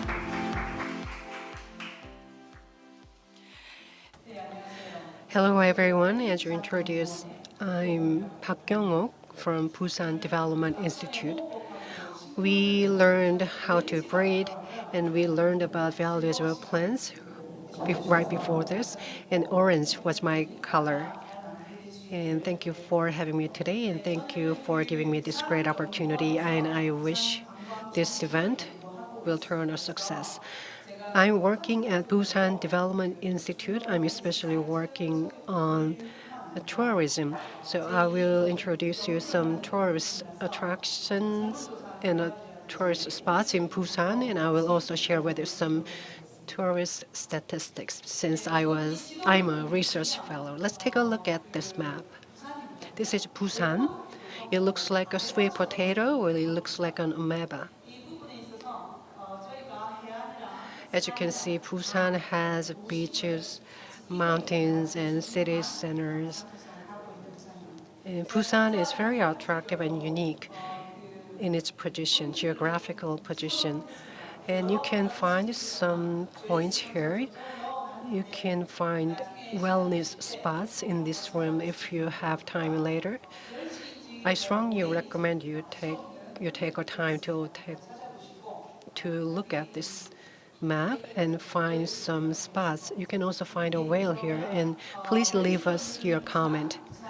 The title of this presentation and lecture is Busan Soaking in Wellness. This is the content of this seminar. So you may wonder what I'm doing and who I am. So I will introduce about myself, and I will also help you understand the definition of wellness. As I mentioned earlier, I'm working at Busan Development Institute, or BDI for short.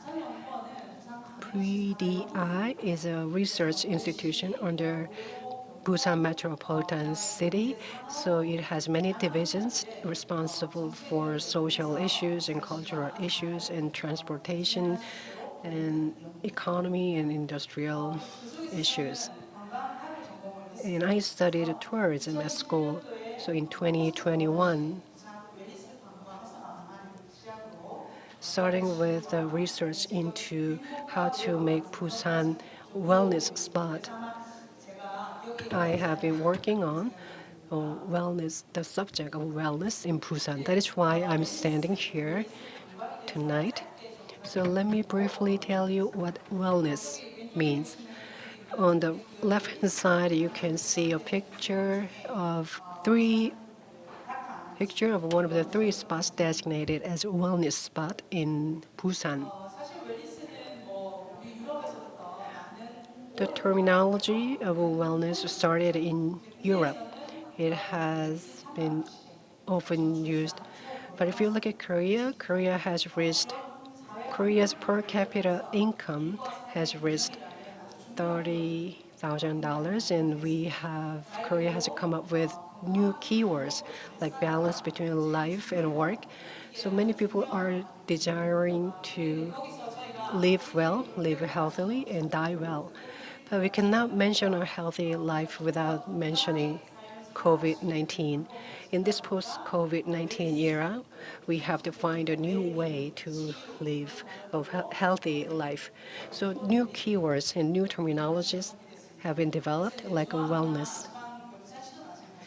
Just like other local governments, Busan Metropolitan City has been spending a lot of time and efforts in high-quality wellness, to developing high-quality wellness industry. As you heard a lot in the beginning of this event, healing, low house have been often confused with the term wellness.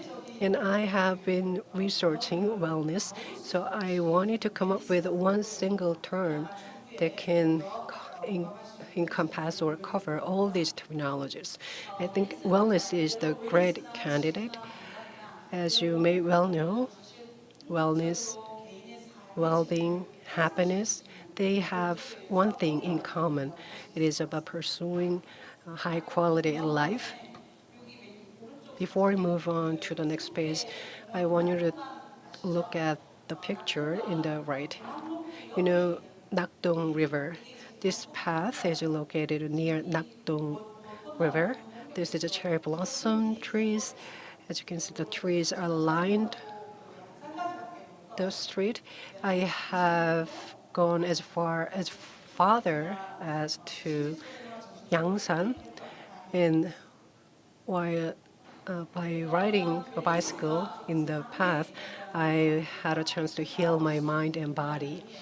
And wellness is a very broad term, and I'd like to introduce you 6 keywords here. We can go beyond mind and body. Wellness covers everything else, and even including body and health, health of body and mind. And wellness economy is also included in this diagram. In the right-hand side, you can see a picture of a temple. It's located in Busan. You can light this candle, and you can have a time to meditate. It has spacious grass, and I had no choice but to burst into tears when I visited there. So I strongly recommend you go there and visit there. So wellness tourism pursues well-being of mind and body. And it also has meaning to go somewhere else or take a trip or a journey to promote your health. This is the spectrum of wellness tourism. I said earlier, can be located at the top of this spectrum. From the moment you prevent illness to the moment you even have a surgery and to go back to your normal life, you can apply the term wellness. So wellness covers the whole process. You may be familiar with this river cruise. You can enjoy the night view. You can even take a sleep here. It will give you clarity in your mind.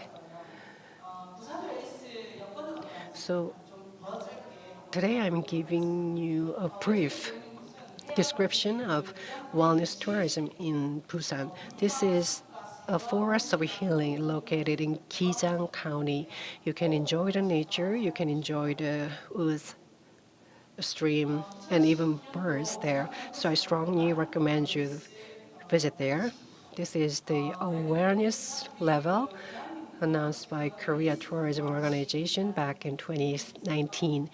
When it comes to wellness tourism, there are 4 areas, including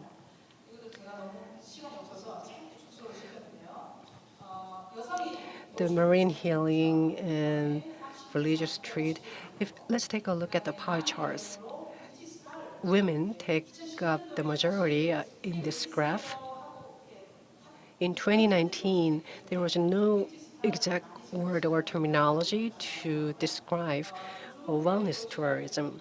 So people started to call it like a spa tourism or something else. And for Oriental medicine, more than 41% of foreign visitors to Busan were satisfied with Oriental medicine tourism in Busan. So when we have wellness tourism, one of the considerations, the most important consideration is environment and service quality.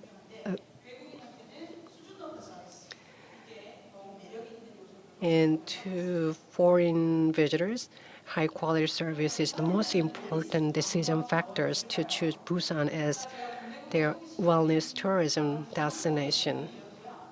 And I introduce you some of the wellness spots you can enjoy in Busan.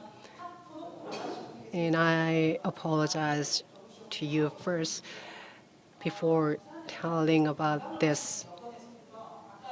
You can enjoy some wellness tourism here in Busan. Busan has beaches and mountains, but Busan still has a long way to go. It has some room to improve. If you look at the map, you can see Busan is rich in human resources for wellness tourism. It offers easy access to tourists.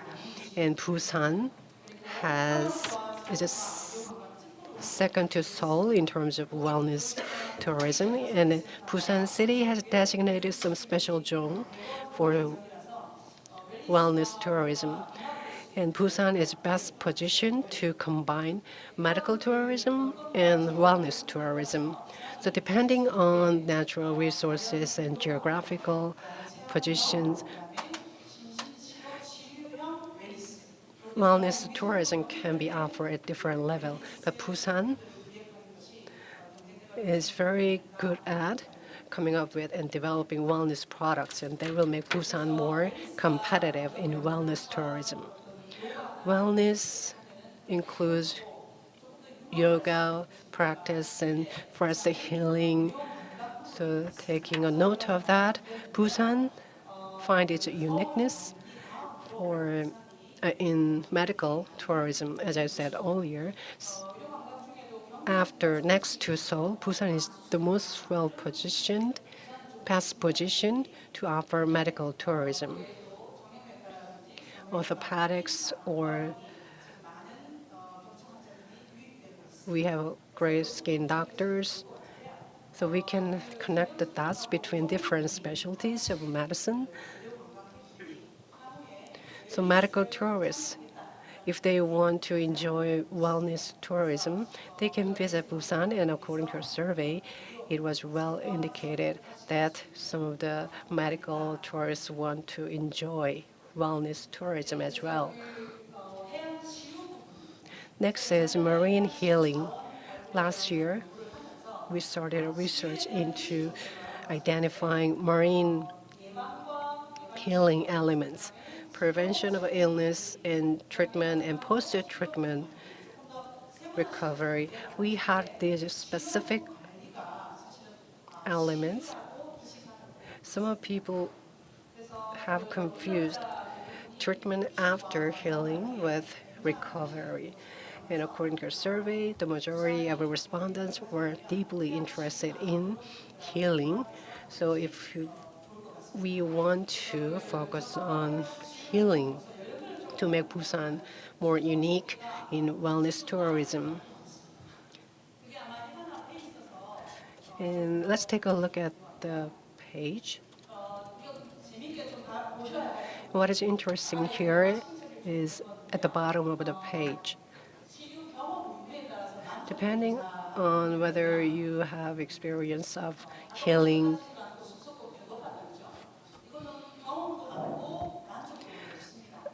different people have different priorities, but walking in the forest has been always most popular among survey respondents. But let's take a look at the numbers. In terms of accommodation, the satisfactory points was 4.12. People were very satisfactory, but they didn't respond that they had a great experience according to the graph. So I wanted to mention it because it was quite different from expectation. And 77.8% of the respondents in a survey said Busan is a good place for marine healing. And Busan, when you think about Busan, sea is one of the first things that come across your mind. But people are reluctant to visit Busan for marine healing because they are not sure whether they can get high quality healing experiences. To Busan people, sea is a place where their livelihood depends on. So they don't see Busan people, Busan citizens, they don't see the sea as a place of healing. So we need to make more efforts to change people's perspectives and stereotypes. At the far right, if you look at the box, there you can see the difference between leisure activities people want to participate in, and leisure activities they hope to have. And this result can be integrated and considered when we develop a new plan for wellness tourism in Busan. In Busan, wellness tourism market size is described in this page. And I was given 20 minutes, so I tried to give you as much information as possible for the given time. But if you visit the home website of Busan BDI, you can find more information. And I believe we need to develop ground rules first. So one of the ground rules I want to develop is to develop a place where human beings, animals, and nature get together because they are in some way one. And I'm going to play a video for you for your better understanding. 알고, 느끼고, 체험하는 것을 중심으로 개인의 행복감을 찾아가는 고품격 관광입니다. 따라서 자연과 인간이 공존할 수 있는 환경을 마련해야 합니다. 이것이 바로 원헬스의 개념으로 부산이 지속 가능한 관광으로 나아가기 위한 중요한 방향입니다. 우리는 코로나19를 경험하면서 더 많은 위험에 직면할 수 있음을 알게 되었습니다. 이에 우리가 즐기고 경험하는 자원에 대한 배려와 고마움은 곧 우리의 몸과 마음 그리고 정신까지 건강하게 만드는 것임을 반드시 기억해야 할 것입니다. 부산 웰니스 관광은 여기서부터 시작합니다.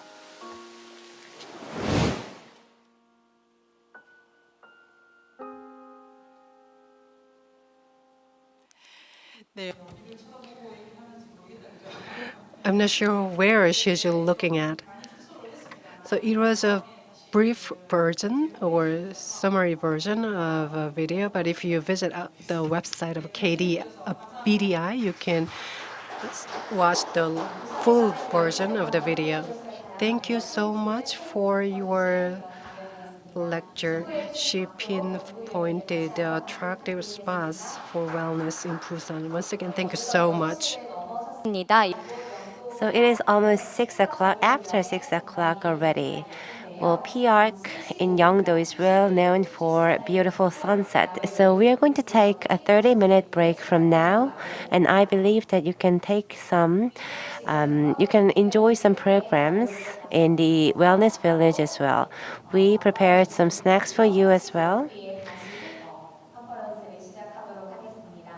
So actually the break will be 15 minutes, so I'll see all of you again at 6:30.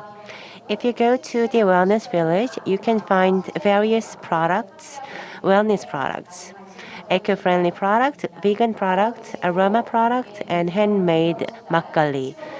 Please go to the booth and enjoy the product, and I'll see all of you in 15 minutes.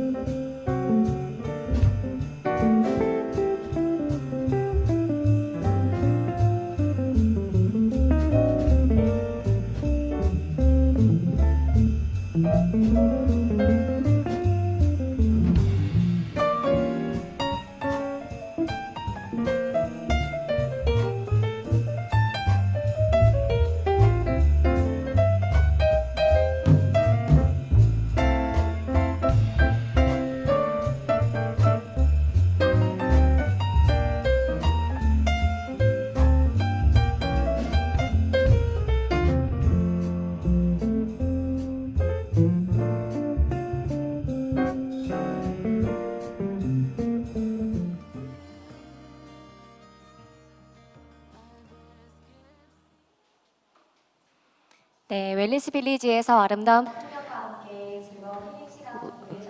I hope that you had a great time during the break. I really appreciate all of you for being here with us at this very late night. And the next speaker is Mr. Shin Jae-uk, the CEO and President of Headset Reach. He is expanding the wellness culture across the business sector, and the title of his speech today is Workation at Home and Workplace Wellness. Please welcome Mr. Shin with a big round of applause.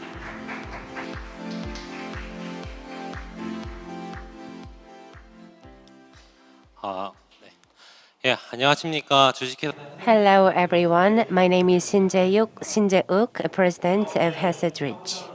So the topic that I'm going to talk about is that we all want wellness in my life. And I'm also going to tell you how companies can apply the wellness culture in their workplace. So first, before going into the topic of workplace wellness, I'm going to give you a brief information about the global wellness market and some issues in them. And I'm also going to tell you what companies can do to resolve these issues. and support their workers. And I'm also going to tell you what kind of specific problems we have in the wellness market in Korea.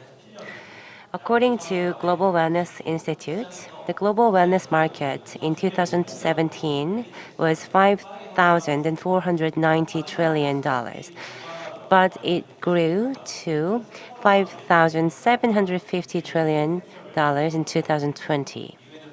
And if you look into the details, you will know that there are a lot of categories, including physical activity, personal care, and beauty, and so on. And according to the data, South Korea ranked 8th in 2018 when it comes to wellness economy and wellness market size. And as you can see, the wealthier a country is, the bigger the wellness market is usually. And here you can see that we all need wellness in our life from the very beginning of our life, or the birth, till the end of our life, the death. And workers do want physical and emotional wellness. And in many cases, we take yoga classes and other classes, but we do not understand that we need wellness throughout the entire life cycle. So that's why I showed the graph here. And also every day from morning till night, you will go a lot of steps of wellness in your life. If you look at this slide, you will know that there are various types of wellness, like mental wellness and meditation, and wellness real estate, corporate wellness, and so on. So that means that we do have a lot of different markets as well related to the concept of wellness. And accordingly, we do see a lot of growing wellness companies as well around the world. So if you look at this data from CB Insight, you can see that the wellness tech market map is really diverse. The Noom is one of a very popular startups in the wellness tech market. And you can see that for different sectors, including fitness, mental wellness, and travel and hospitality, we do see a lot of different tech companies. Unfortunately, we don't have Korean company in the map yet. However, many Korean people are also working on establishing a startup in the wellness sector as well, particularly focusing on the nutrition, food, and so on. And you might be well aware of the brand Cashwork. That is an app that you use when you walk to make money. And the company called One Third is a manufacturer of a mattress, but it doesn't simply manufacture the mattress. It also provides sleeping data connecting your phone with the mattress. And one of the models that I found really interesting was a model provided by the company called BeTime. Whenever you need some meditation or some relaxing time in your daily life, you can use their mobile meditation bus, or you can go to their mobile meditation center as well. So if you go there, you can have a very mindful experience. And another example that I found really interesting was Soothe. This is a US-based therapy service. So therapists will visit your home or your office to provide a service. And this service grew very rapidly before the COVID-19 pandemic, but with the pandemic, it expanded its business models even further to incorporate many other segments like cosmetics and so on. So far, we reviewed some global trends and global examples. And now let's talk about the Korean market then. So my company also focuses on the B2B model, and we focused on the workplace wellness because workers need to make money. They have to work, but they have to work more than 8 hours every day. That means that they spend like 20 or 30 years of their life for work, or that adds up to 56,000 hours at least. And many workers say that they have various symptoms like turtleneck syndrome or carpal tunnel syndrome and so on. But they ignore bad signs and wait till the very last moment when the only option left is to quit. So we don't want that anymore. We don't want workers to quit because they're sick or ill. And companies do not want that either because they need their precious workers. So what can we do? What other companies do to resolve these issues? When we looked at the cases in the US, we could find various unicorn companies in the field in the US. So the most striking example is Spring Health or LifeWorks or Laya. So they provide some therapists or emotional counselors. So these specialists take care of workers and their health so that they can work happily in a company. We wanted to target this market in Korea. So we targeted EAP market or Employee Assistance Program markets. This market existed before, but they mostly focused on alcohol addiction or death from overwork and so on. But the area that's covered by EAP is expanding now. The programs focus on wellness, health, and risk management as well. So considering that, we decided to provide four types of service: emotional comfort, body therapy, workation, and fitness at work. And this is not just a simple matching of workers and therapists. We do offer various solutions for different customers. For HR team in the company, we provide a specialized platform so they can manage their workers and their physical and emotional health. And we also provide different platforms for workers and wellness providers as well. And by running these platforms, we can collect and analyze various wellness data as well. And this data can be very effectively used for people in need, particularly if they need medical treatment. And even after receiving medical treatments, they can also use our data and our platform to continue to work on their physical and emotional balance. So we are providing these services in order to help companies and workers.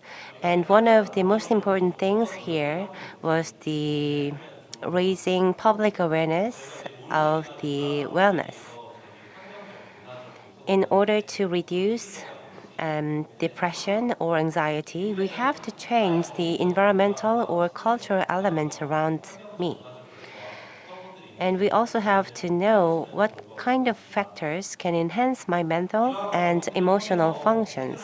We should know that so that we can improve the quality of our life.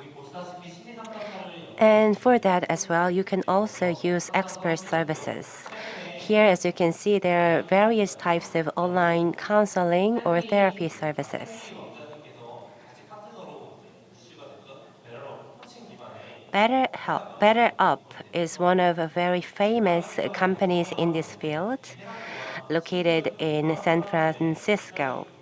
It was well known for the participation of Prince Henry as well. 또 다른 영역으로는 뭐 스탠포드나 뭐 다른 쪽에서 이제 음성이나 뭐 표정, 몸짓들을 기반으로 And based on your voice or facial expressions, you can also receive some consultation from chatbot as well. These chatbots are really good experts in reading your feelings and providing some soothing solutions. And you can also use meditation apps.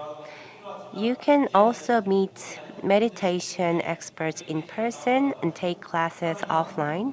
But because we're all very familiar with using apps now, we can use meditation apps so that you can do the meditation and lift up your energy everywhere, anytime. So I am part of a study group, and I am working with Professor Lee Young-sim as well. Lee Young-sim is the professor who actually drew this image. Here you can see a tree, soil, oxygen, and a sun. To raise a tree, you need good soil, but that's not it. You need water, oxygen, sunlight, and all others. So by this painting, you can see that we need diverse emotional assets, and to grow your emotional assets well. In other words, to grow this tree well, you need to utilize all different resources very effectively. So this is my last question. Ask this question to yourself. Are you living well? Do you live in wellness? Think about the answers to this question, and I hope that all of you can live in wellness. Thank you for listening. 네, 현대인들을 위한 직장인 웰니스 문화에 It was a great and very insightful speech about workplace wellness. Thank you for sharing your ideas. So that was a seminar for workers, and now we will move on to the next part of the seminar. 을 한번 배워볼까 합니다. 앉은 자 Now we will have a class of gentle seated yoga. This is the second wellness class. And yoga teacher, Ms. Jung Nan-ju, will lead us through this class.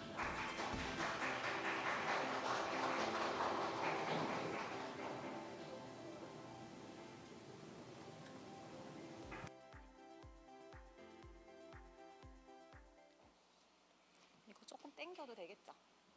혹시 고개를 숙일 때 부딪힐 것 같아서 네, 옆에 두고 갈까요?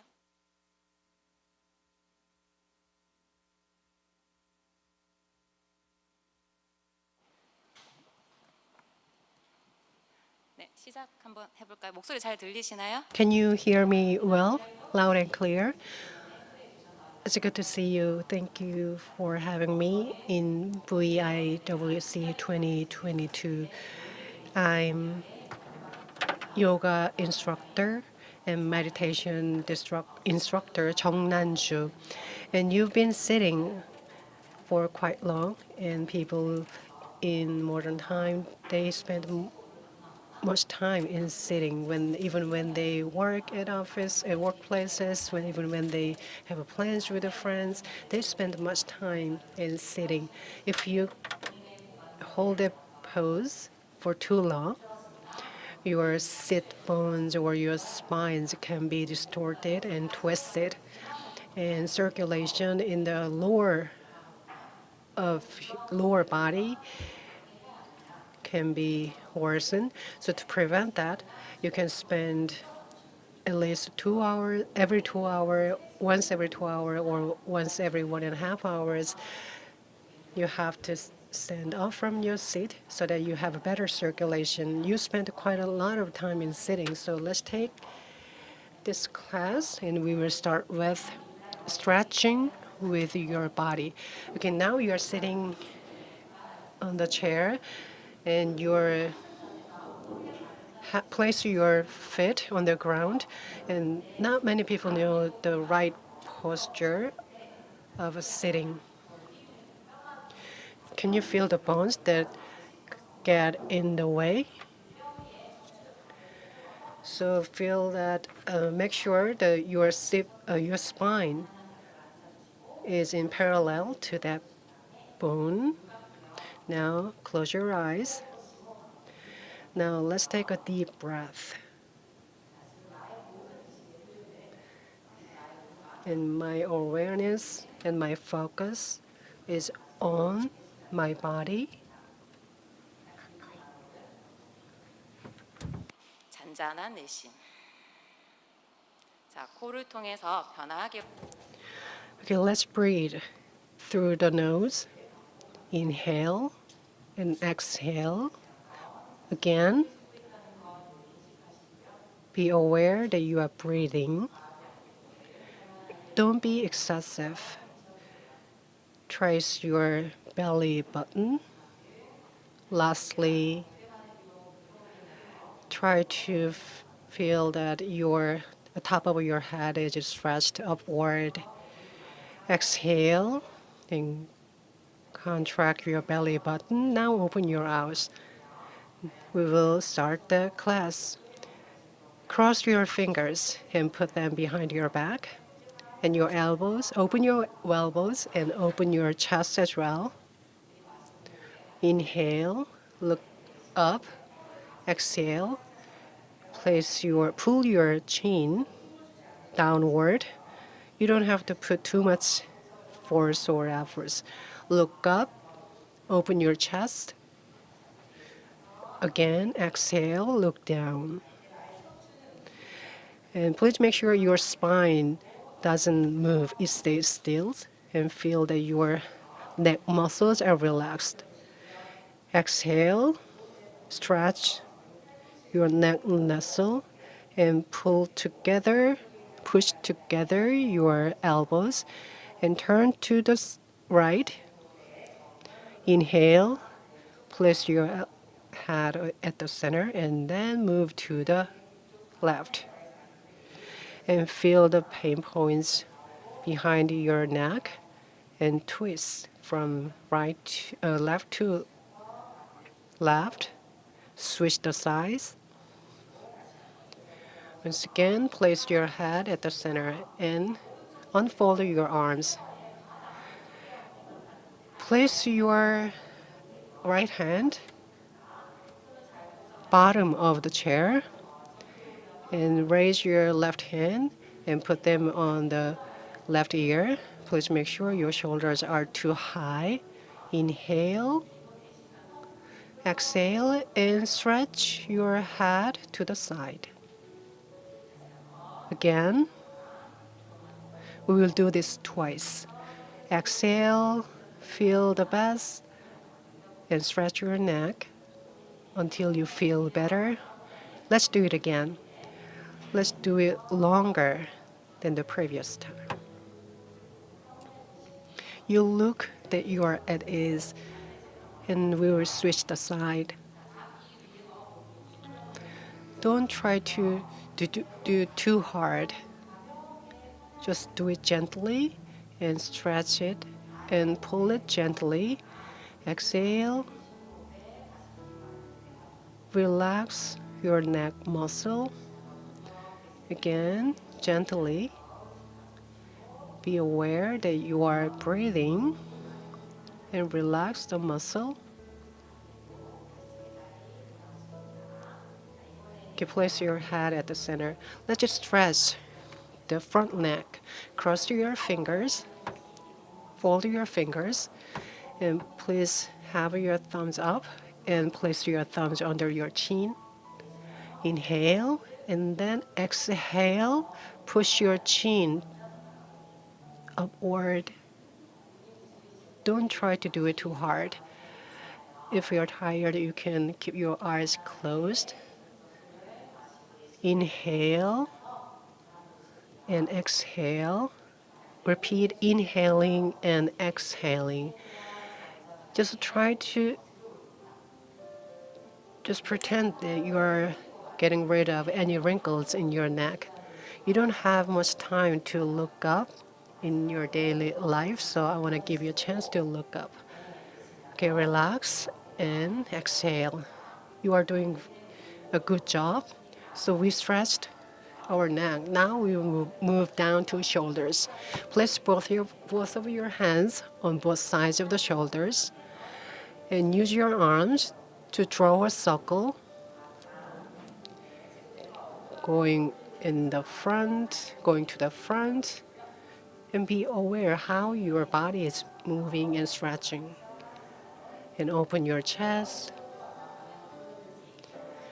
I think you remember in which direction you draw the circle. Now you will draw the circle in the opposite direction. Open your chest, inhale, open your chest, and exhale. Now we will stretch the back of the shoulders. We will go from head to toe. Pretend that you are reaching to something that is far from you. And place your left arm to the side. As you place a parallel line through your nose, pull your left arm 3 times. Inhale and exhale, pull your arm harder. We'll do it again.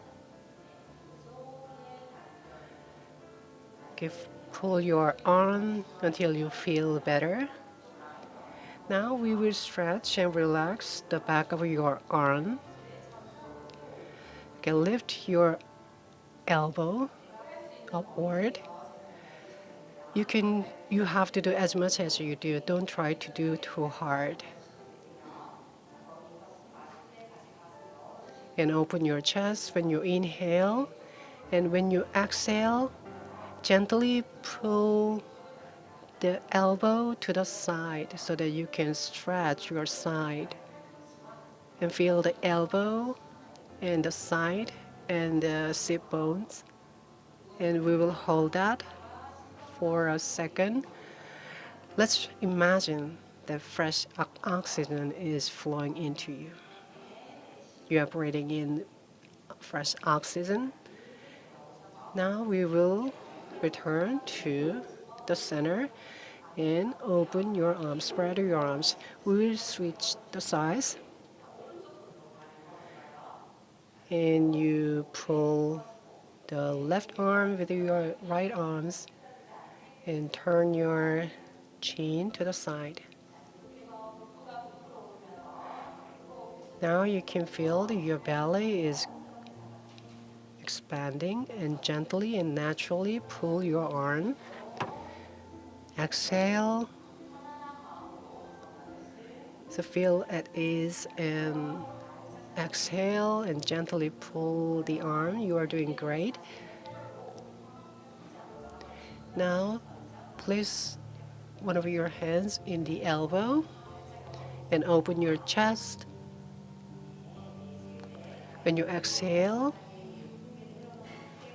make sure your left sit bones are firmly placed on the chair, and we will hold this for 4 seconds.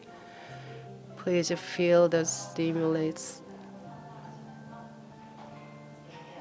and imagine that new oxygen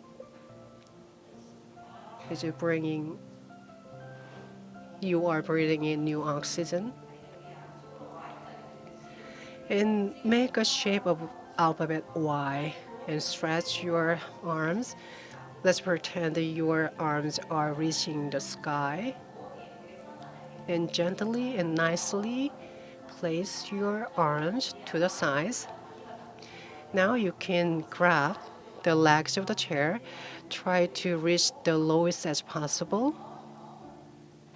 and open your chest.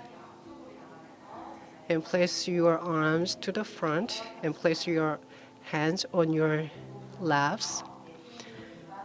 And pull your belly buttons. Pretend that your back is attached to the chair. We'll do it again. Grab the back legs of the chair and open your chest. Exhale. Place your hands on the laps. And try to push your spine and your lower back to the chair and look down at your belly and try to feel whether you are breathing right. You may feel that your belly is expanding and pull your belly button and pretend that you are attaching your lower back to the chair. Exhale and pull your belly button. Now you are breathing through your belly. Now we will move down to the lower body. We will stretch the sides of your buttocks. If you are wearing a skirt, you don't have to spread your legs. You can pull your legs together and cross your legs. Already you may feel your sit-bone muscle just stretched. And go down as much as possible. This is a posture that is very suitable, best suitable for men.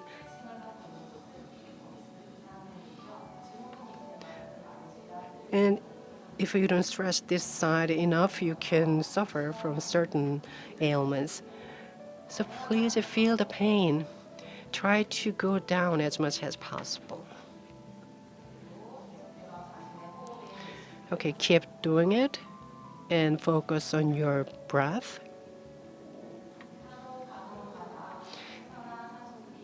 Every time you inhale and exhale, imagine that your breath will bring in good oxygen, and that will help circulation in your body.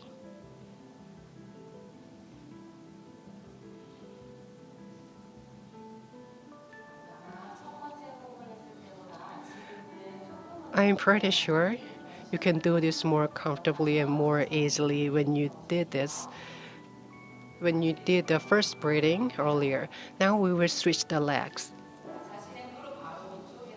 So place the leg on the opposite lap, and it will look like the shape of number 4.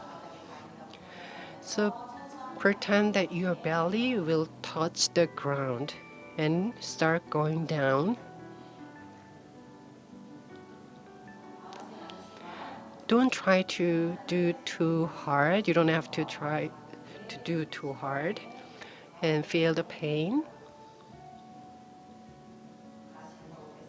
Inhale 3, and we will hold that and pull your belly button. We will do this twice. Okay, inhale and go down and exhale. Last time. Inhale. You feel the pain in the side of your left sit bone. Let's return to the original pose. You are doing very great. Now we will stand up. So please stand behind your chair.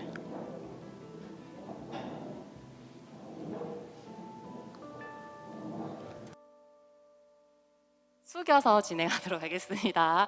자, 여러분들 뒤에 차렷 Bend 90도 bend down, like at 90-degree angle, bend down.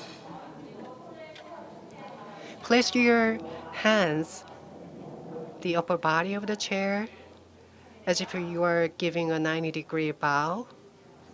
So try to go down as much as possible. From your spine to the head, Pretend that you will stretch your spine as long. You will lengthen your spine as much as possible and try to go down. Now bend your right calf and then switch the right side again. I think you will feel the nice pain on your right side. You have to do this as much as you do. Don't try to do too hard. When you come back, try to arch your spine and try to look down at your belly when you go up. Okay, keep that pose. But I have to sit because I have to use the microphone. And try to focus on what I'm saying. Okay, let's keep your legs together. And now we will stretch the calves and grab the back of the chair and pull your legs nicely together. Pretend that you are a ballerina or ballerino.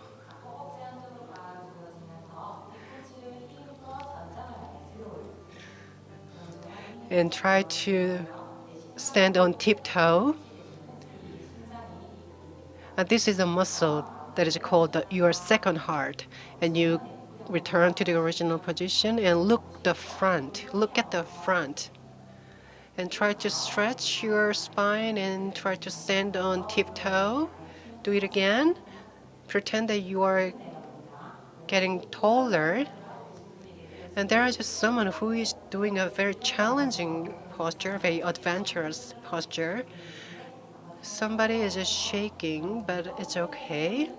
And try to keep your hands off the chair, and we will hold that for 5 seconds. And try to feel the muscle power in your calves. Try your best. Now, go down nicely. You have a very strong calves. Now we will stretch the right leg. And place your right leg behind the left leg. There should be like 3 steps of difference between the 2 legs. So place your hands on the back of the chair so that you can balance and go down so that you can stretch your legs. And we will do twice. We will do 2 breathings. So relax the back of your calves. Place your heel firmly on the ground. When you go up, try to arch your spine. Now we'll switch the sides. Switch the side. So your leg should look like the number 11. So place your left leg behind the right leg.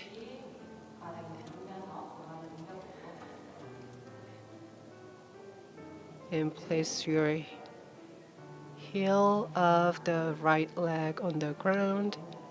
Very good. And look down at your belly and arch your spine.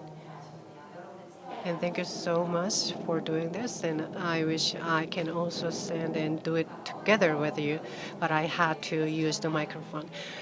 Was it a good stretch? Did you enjoy it? Thank you. I hope you enjoy the rest of the day. And I hope I can see you again next time. Thank you so much.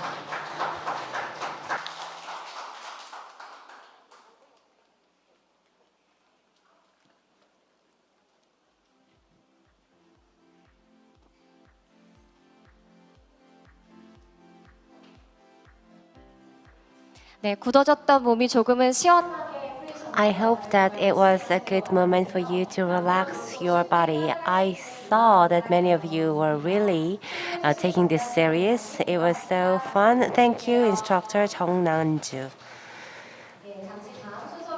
And we will move on to the next part. But before that, we will have a survey first. Please scan the QR code here. Then you can give us your opinion and your satisfaction level. If you do this, you will get another ticket for the lucky draw event that we are planning to do at the very end of this conference.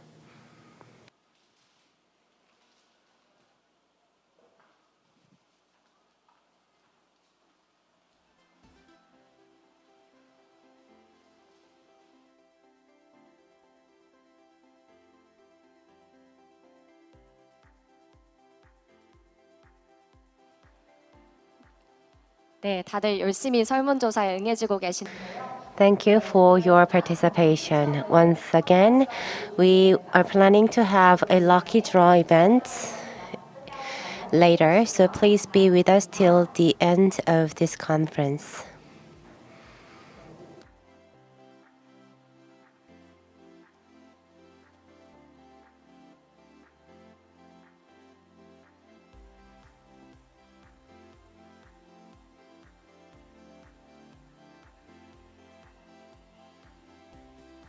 네, 지금 해가 지면서 항구 주변에 불빛들이 정말 예쁘게 빛나고 있는데요. 아마 컨퍼런스가 끝날 때쯤에는 더없이 아름다운 풍경 또한 경품처럼 저희들에게 주어질 것 같습니다.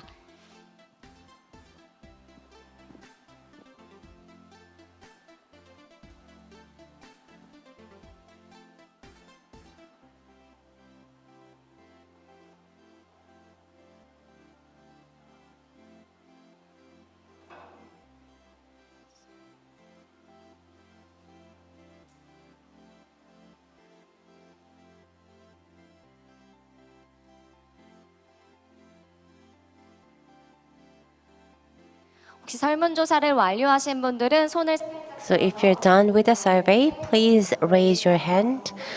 Then you will be able to get another ticket for the lucky draw event. So if you're done with the survey, please raise your hand. I can see many of you are raising your hands, meaning that many of you are done with the survey.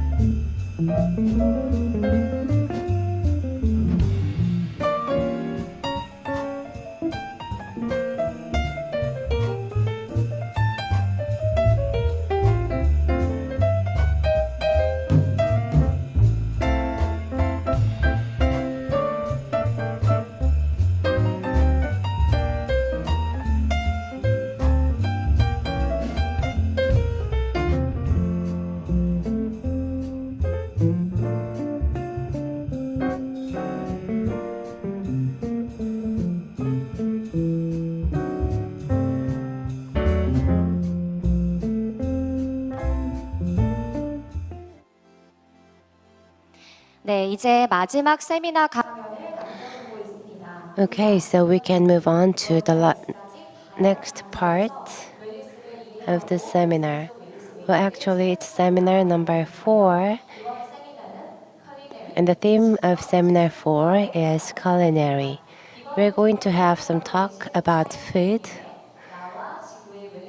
So the next speaker is Shine Kim, and she is going to deliver a speech with the title Whole Food Plant-Based for Food for the Wellness of Myself and the Earth. Please give her a big hand.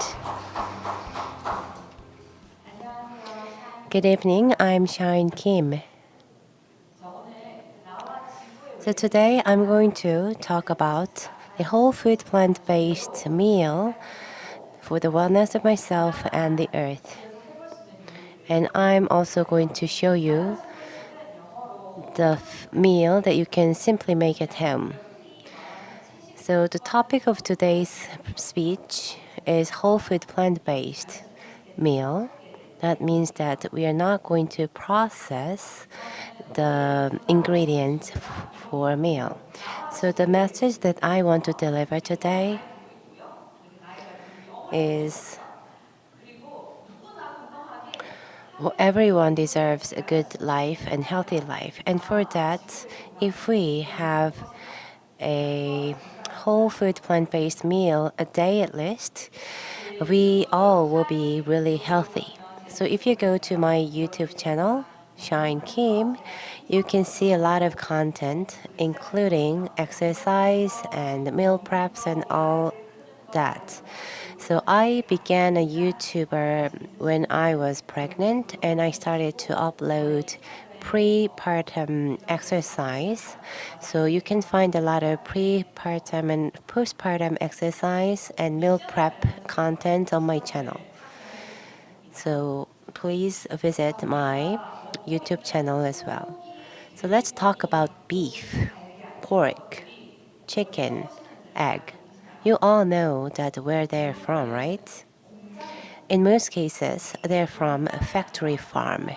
It is not from a farm, it is from a factory animal farm. So I'm going to show you how they are grown, and I'm going to be careful. I'm not going to show you any graphic images. Well, actually, the beginning of this factory farming was not long ago. We all know that we can eat almost everything: meat, plant, fish, fruits. And when we didn't have a civilization, we actually ate everything like that. We hunted animals and we picked up some plants and fruits from trees. However, when we began agriculture, we settled down in a place and started to raise animals, including pigs, cows, chickens, and many others. That began stability to our life. And we could support ourselves with great food every day. However, with an exponential increase in the number of people, we had no option but to start factory farming. So this is where the cows live, and they make milk, right? And getting milk from cow is very natural for all of us. But if you think about it, they only produce milk when they are pregnant. So it is like they become pregnant, they give birth to their babies, and babies are taken away, and they just start producing milk for the people. And here, if you look at the areas they live in, you can see that there are a lot of dirty masses and excretion. And because the place they live in is so dirty, they are exposed to a lot of viruses and bacteria. So that is why we have to put in a lot of antibiotics into these animals. So they can't be healthy with all these conditions and elements. So this kind of livestock industry does have a lot of impact on the environment as well. And here, if you look at the picture, actually, you can find some Korean letters. That means that this factory farm is located in Korea. The pigs live in this very tight cage. They cannot really see the sunlight. And although we can't smell the picture, I can see the odor of the place won't be great. And here, as you can see, the floor has a lot of dots and drains. That means that they can just pee on the floor and it will just go away. And here, this is where chickens live in.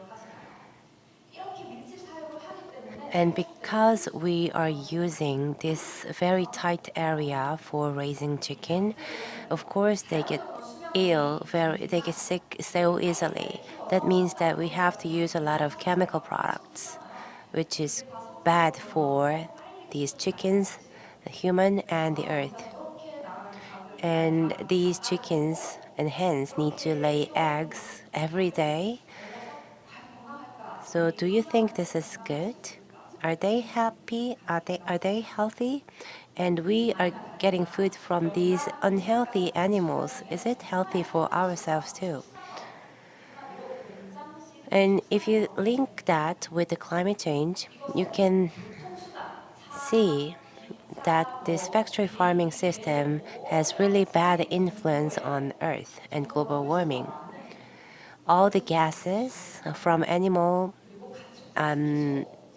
farm is really toxic, particularly cows emit a lot of gases and NOx, which is way worse than CO2 when it comes to global warming.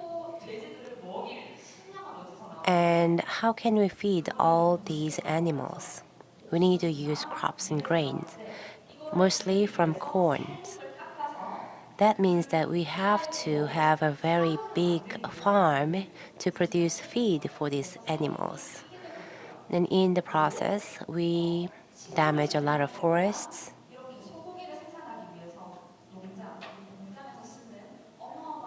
And also, we have to use a lot of water to raise these animals and to produce animal-based products. So this is not good for our health. What can we do to make some changes? But many people actually think that one change made by me would not make a big change, so I'll just not do anything. However, that's not the right way of thinking. If we think I'm going to do this at least to make contributions, then we will make some changes. So I think that if we make just one day a month meat-free, that's good enough. And if you go further, maybe you can have a vegan-based a vegan meal one time a week. However, if you really want to go vegan, well, I think what is more important is that you have to have whole plant-based meal. So we know that there are a lot of types of vegetarians, pesto vegetarians, or vegan, or some people just take dairy products. It's called lacto-vegetarian, and ovo-vegetarian is another type. So there are a lot of different types of vegetarians. And vegan, as you know,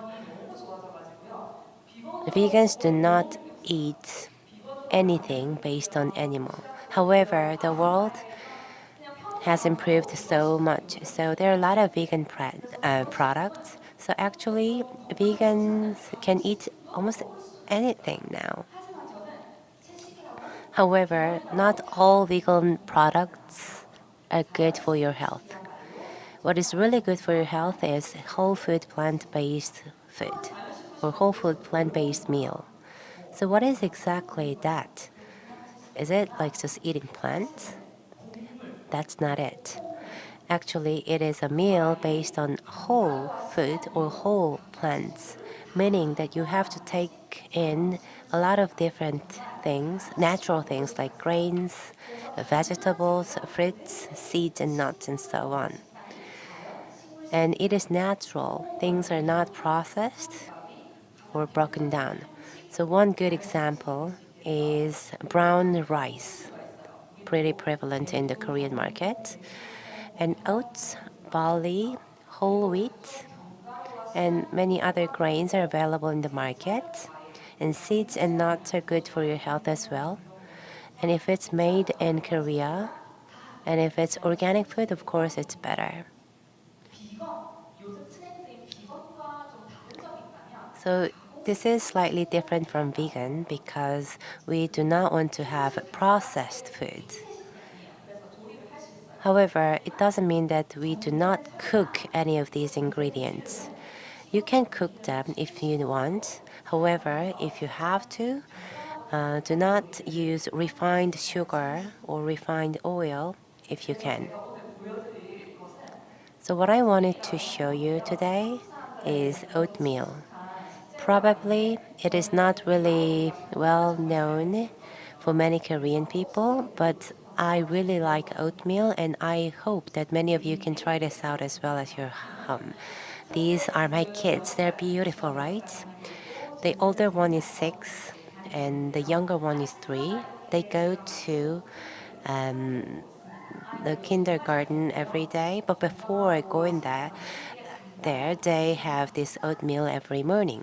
It's easy to make and the kids love it. Actually, the official title of this meal is overnight oats.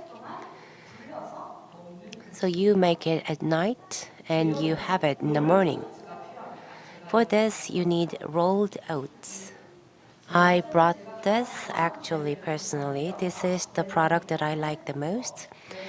The brand that made this product is Bob's Red Meal. This is the brand that I like the most. I can see you like this too. And another thing you need for this meal is chia seeds.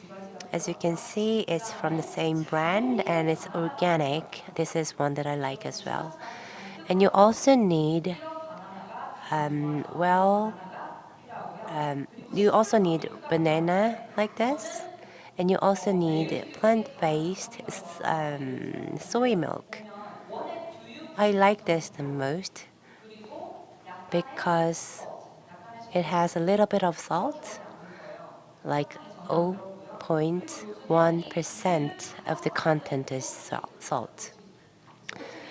And you can also use oat milk if you want, but usually this is for barista and I like unsweetened oat milk. So there actually, as you can see here, you can find these 3 different types of oat milk. It's also made by the brand called Oat Milk. So this is all you need to make this meal. It's that easy. Well, first of all, let's take a look at a lot of different types of oatmeal. This can be pretty confusing for Korean consumers actually, because if you go to the market, usually what you can find is quick oat, the one that you can find at the very bottom of this slide. And many Korean people might have tried this out.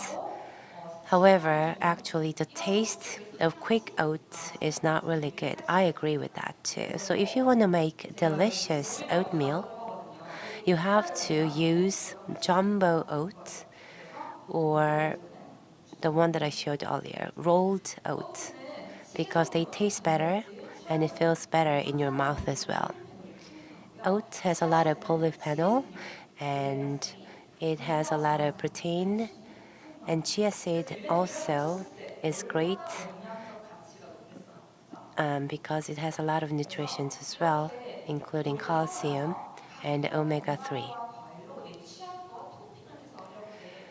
So you can use oats and chia seeds as a base, and if you add other things like fruits or anything to your liking to make a perfect overnight oatmeal. Do you find the paper bag in front of you? If you have it, please open it for yourself. Actually, that's a meal kit that I prepared for you. So there you might be able to find one serving of oats and chia seed, and you will also be able to find an oat milk, and you might be able to find a manual as well to make the meal. Take this home and try this tonight.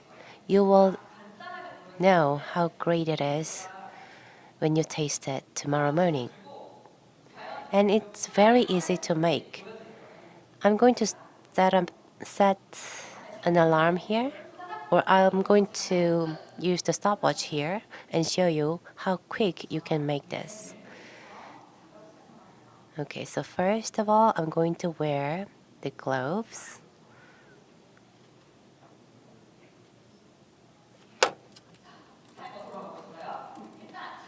Okay, so the clock is working now, and here I have a banana. I'm going to peel it off, and I'm making 3 servings. Probably I can share this with my kids and my husband.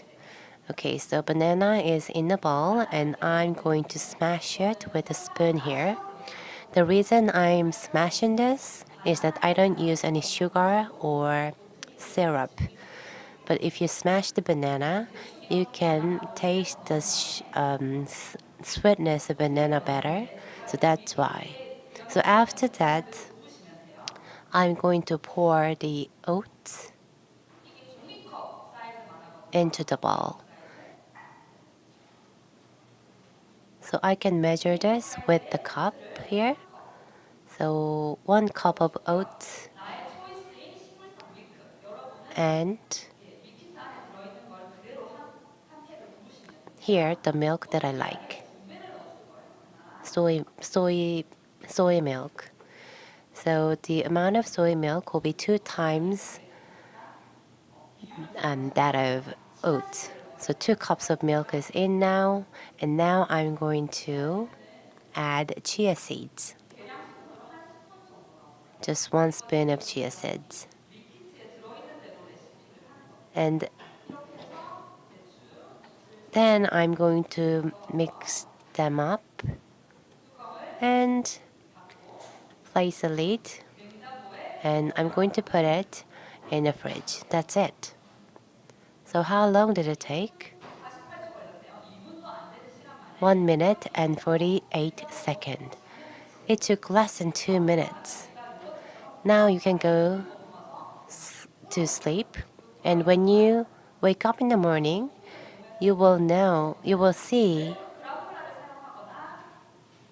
that it's swollen a little because it absorbs all the water from the oats will be swollen because it'll absorb the water content from the milk.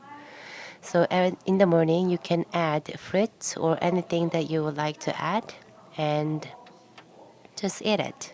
So it's so easy. So if you make it tonight, and if you share it with me through Instagram or any other channels, it'll be really fun. So this is the end of my speech. Thank you for listening.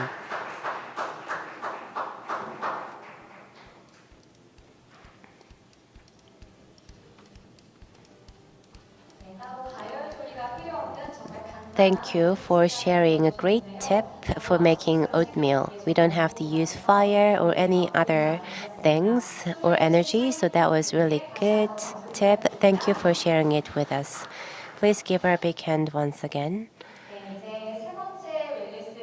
And now we will move on to the next part of the seminar, third wellness class. 싱잉볼 연주곡을 선사. Now we are going to give you a performance of singing bowl. Try to enjoy the resonance and relax your body and mind. 영양가 있는 음식으로 We learned about nutrients that will help make your body healthier. And now let's think about our brain. Our brain will take nutrients by sound. So the sense of sound and sense of hearing is very important in listening to high quality and quality sound will help your brain rest. I'm going to invite singing bowl healer. Her name is P.ARK to the stage. Please welcome her with a warm round of applause.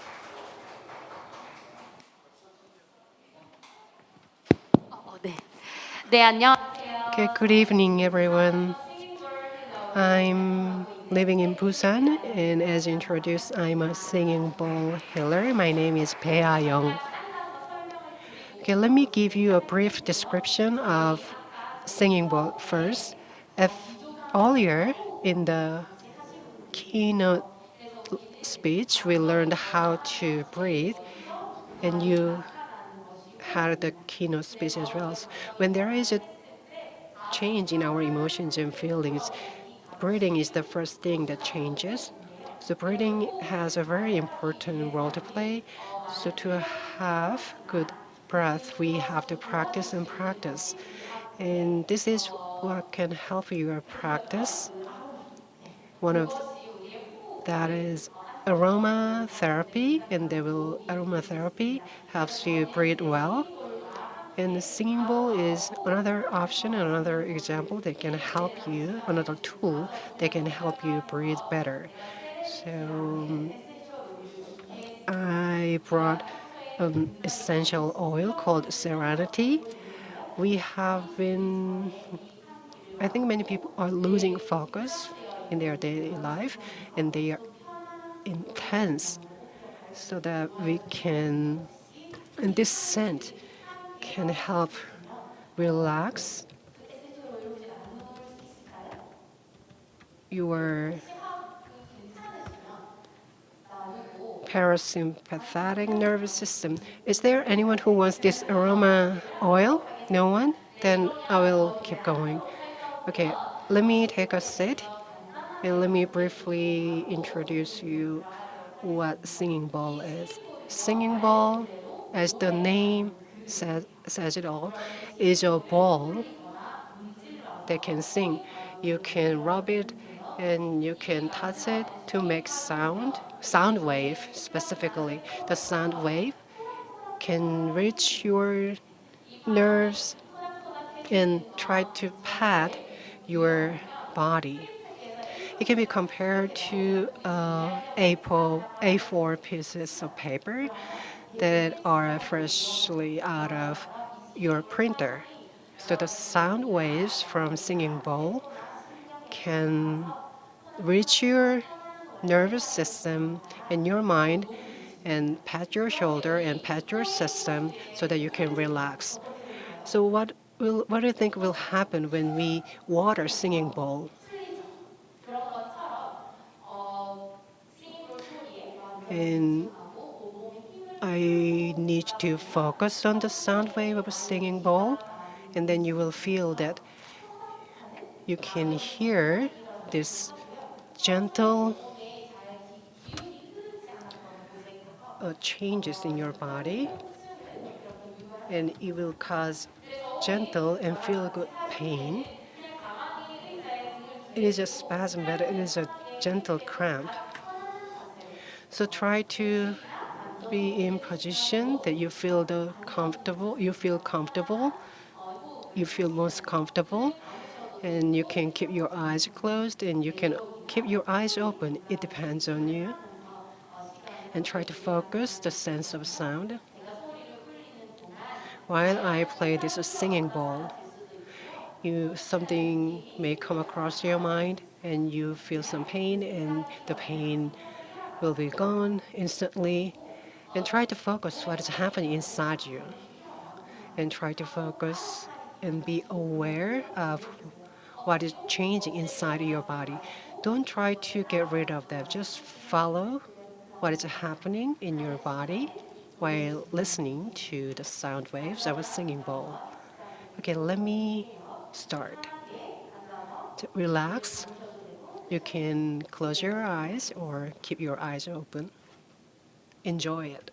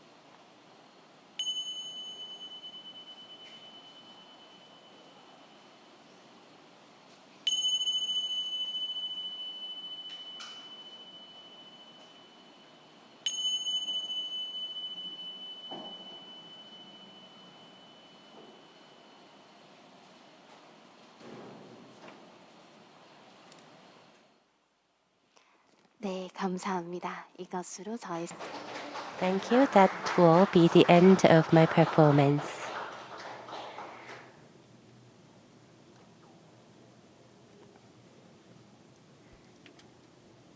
네, 정말 뭔가 이 묵직한 울림 It really touched my heart, and the sound can really heal our body and mind. Thank you, P.ARK. That was great performance.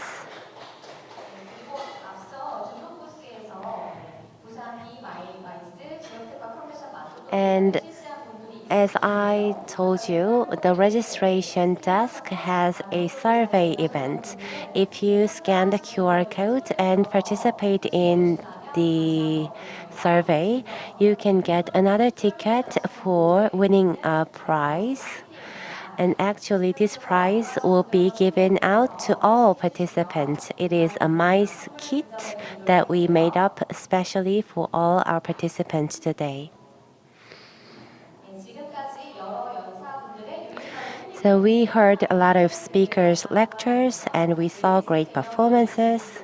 So with all that, we learned the concept of wellness, and it is very happy to see that the wellness is taking a very deep place in our life. So now we are going to have a Q&A session with the speakers of all seminar. So we're going to invite the speakers onto the stage once again. 네, 앞쪽으로 나와서 네, 순서대로 착석해 주시기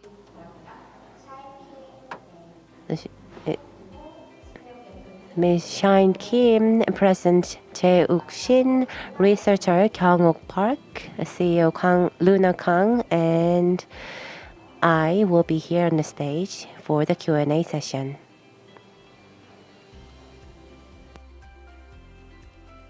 네, 다 착석하셨으니 저도 옆에 함께 앉아서 So I'll take a seat here as well, and we will begin the session titled Wellness Picnic. So once again, I really appreciate all the speakers for sharing great insight and ideas with all of us. We met all of you already, but I am going to ask you to introduce yourself again very briefly. So I'm going to begin with you. 첫 번째 Okay, good evening. It's good to see you again. I was the first speaker in the seminar session. My name is Kang Yoon Ha. I'm an aromatherapist and I'm the CEO of Luna's Eco Life. It's good to see you again. Okay, hello. I'm a research fellow at Busan Development Institute that studies Busan tourism. I felt like I'm a social activist when I gave the presentation, and I'm very much interested in social activism, and I love sports. I love physical activities, and my name is Park Kyung-ok. Okay, she loves sports. Hello again. I am Jae-uk-shin, CEO of Hesedrich, the operator of Talent Platform. I am in my 4th year as a startup operator or CEO, and I started the wellness in America when I was young, and I started my business in the field recently. Hello, I am Shine Kim. I am a vegan lifestyle YouTuber. I began as a pre and postpartum exercise provider. And when I started in America, I saw that many pregnant women were actually exercising very actively. So I got certificates for that specific area because I wanted more Korean pregnant women to exercise as well. But later I I took interest in good and healthy food as well. So I'm running a vegan lifestyle YouTube channel now.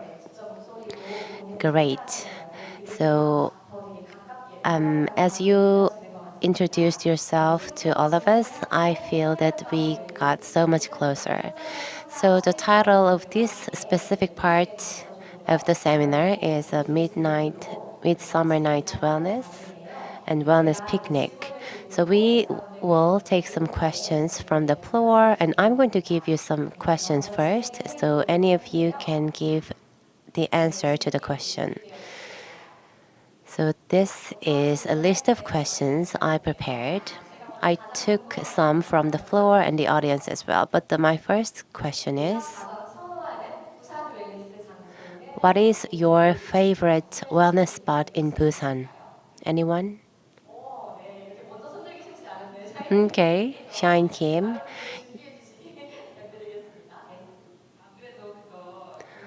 Well, actually, I saw that question back in the room, so I prepared the answer. My favorite spot is Igide. That is a trekking course that takes about 2 hours. So on your left is the ocean, and on the right is the forest. So when I was pregnant, actually, I went there a lot. And every time when my friends come from outside Busan or overseas, well, I invite them to Igide Trail. 동백섬? I like Dongbak Island.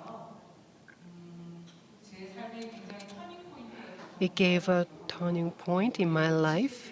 And when I was in my 20s, I worked at a mice company, and almost every day I took a walk in Dongbak Island, and I was in the nature, and I felt the value of nature there. So when I think about Busan, Dongbak Island is the first thing that come up in my mind. And Kang Yun-hwa and Shin Jae-woo, they came all the way from Seoul to Busan, and I used to live in Seoul, but I decided to live in Busan because of Dongbak Island. Next, my favorite wellness spot in Busan, I have lived longer than these two in Busan. Busan has sea, mountains, and beaches. And my favorite place is Haedong Reservoir. It has a lake, and it is surrounded by a mountain. You can take a walk on your barefoot, and it will improve your foot health. And it offers beautiful scenery, and you can enjoy a local cuisine like chicken, and it can also offer the fermented rice wine, the traditional wine in Korea. So I'd like to recommend the reservoir. It was a wonderful answer. I think I did a good job at picking this question. Thank you very much for your answer. And Mr. Shin? Well, actually, this is my first official visit to Busan. So I actually made my time to stay in the city for longer. So I heard that you can experience yachts if you go to the Suyeongman Yacht Center. So that's the spot that I am very interested in right now. Thank you for your answer. We can see that there are a lot of wellness spots in Busan, so that was good. And now we will move on to the next question. The next question is,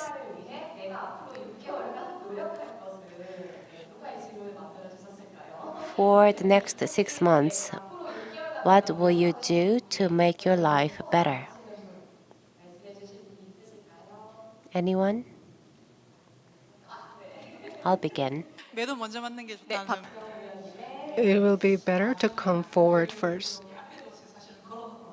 I took a note and hang it back there. Meditation, I heard meditation is very good. And knowing yourself is very important. As a research fellow, you may know that research fellows, they work around the clock 24/7. and they always find some problems and try to find answers to them. Here, I'm thinking what my next challenges is. So I always think my brain is always working. So I try to practice meditation when I'm driving. I tend to be distracted, but so I try to practice to focus, and I'm increasing the time for this practice. Yes, that's one of the meditation, one of the buzzwords these days. Anyone else? And what are you going to do for the next 6 months to make your life better? This is very personal. For very personal reasons, I'm wearing this bracelet, and here I had a chance to feel how every system in our body is all connected. And it reminds me of the importance of food I'm taking. I'm trying to eat basic food, but I have a difficulty chewing food since I am wearing this. So for the next 6 months, for my health, I will try to eat healthier food and plant-based food. I think you prepared the answer already before I asked the question. Anyone else? Anyone else?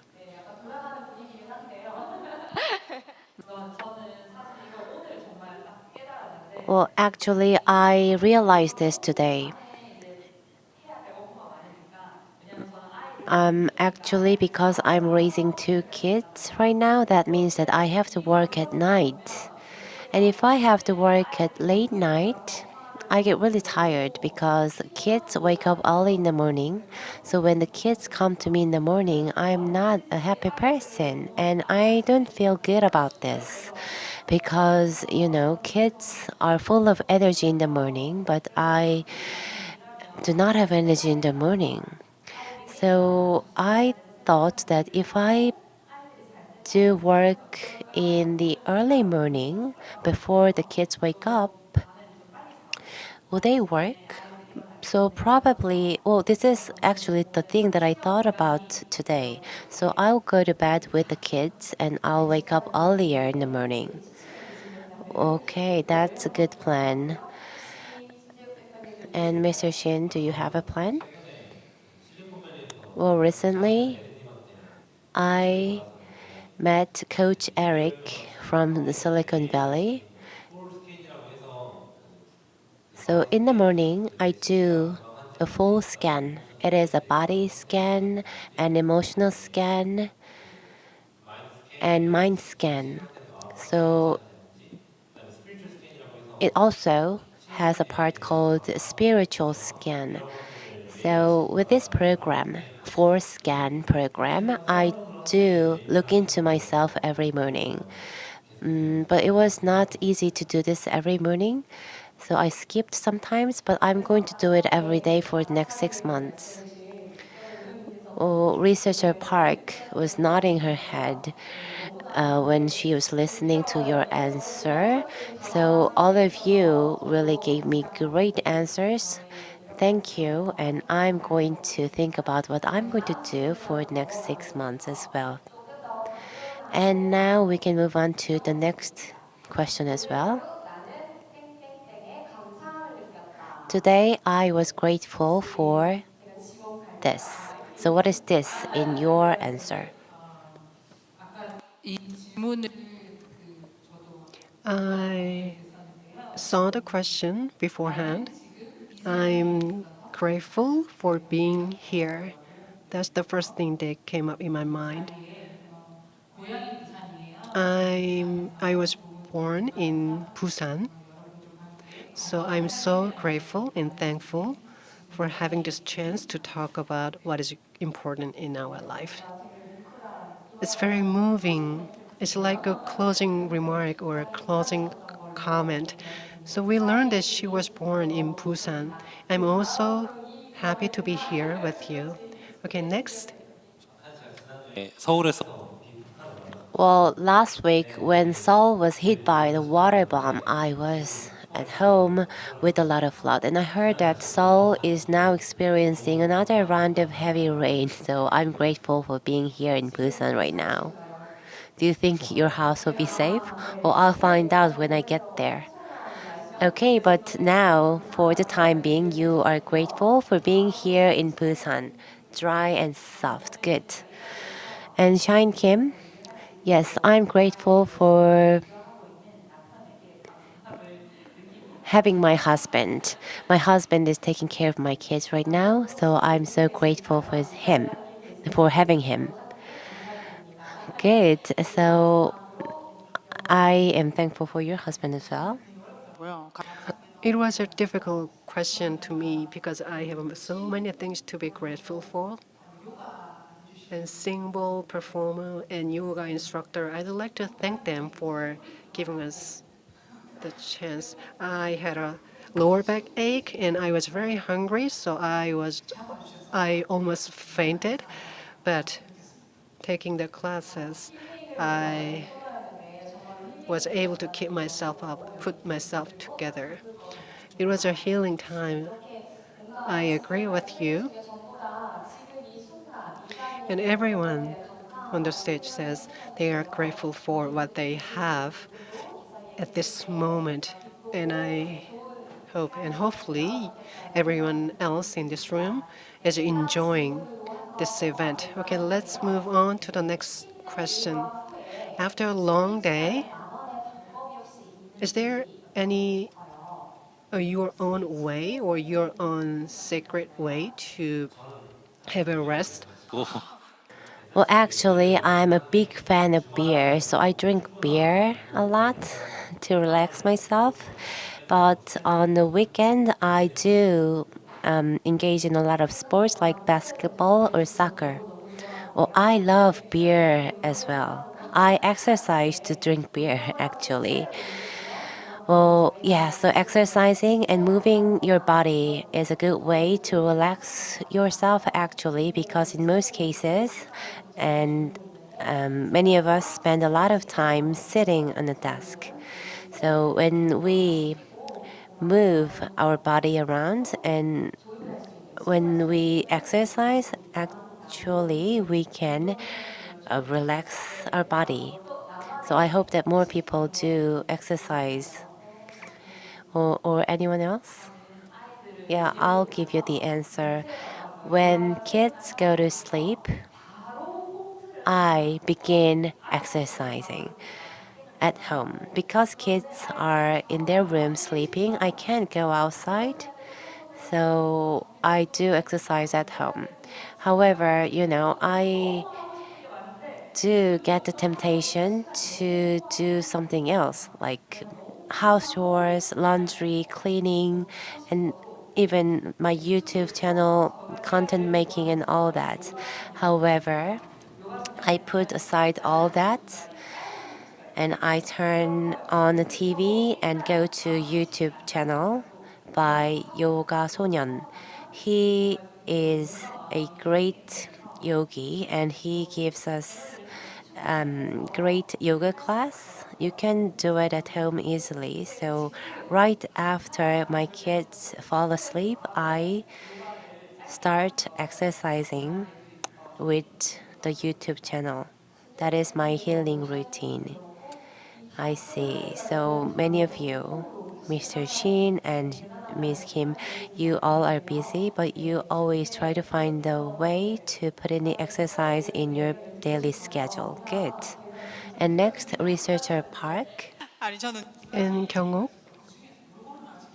I was debating between two things. 다른 색다른 답이 좀 나와. I wanted to give you an inspiring answer. I'm not. Most of the time, I choose to overwork myself. After mental stress, if I have severe or intense physical activities, I feel better. And so that is one of my ways to have healing. Yes, in this more modern age, people have mental stresses a lot. And lastly, Yunhwa, I just sleep. I love sleeping. After a day, when sun goes down, when night changes into night, I go to Han River, which is my neighborhood. So taking a walk in Han River is my favorite way to release stress. Yes, taking a walk is a good way to release your stress. You can focus on yourself while taking a walk. 네, 질문으로 넘어가도록 할 텐데요. 오늘 Okay, next question. At BIWC 2022, what was your favorite thing? What was your favorite thing? You can make eye contact with me if you have an answer. Well, like Mr. Shin said earlier, or yeah, yoga ball, a singing ball time and yoga time was really relaxing. I was nervous before making presentation, but because I could take part in the yoga class, I was rather more relaxed. And that was before my presentation. And after my presentation, we saw the singing ball performance. I was so excited after giving the presentation, but the singing ball performance made me relaxed, so it was really helpful for me. And yeah, I like two things today. The beautiful scenery outside and people communicating and networking with one another. That was just beautiful to see. And the second thing that I liked was the singing ball performance. I closed my eyes and I heard it. I focused on the sound with my ear. I loved it.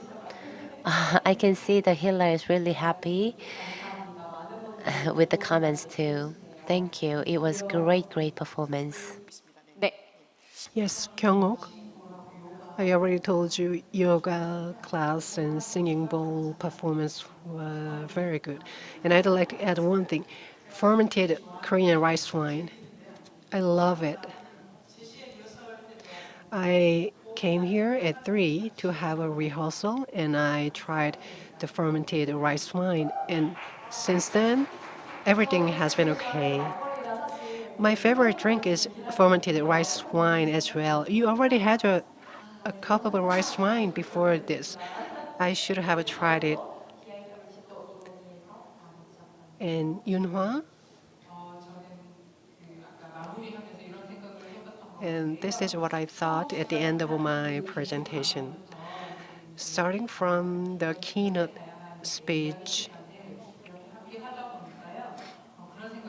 to all the seminar and lectures, I thought there is nothing special or no secret about wellness.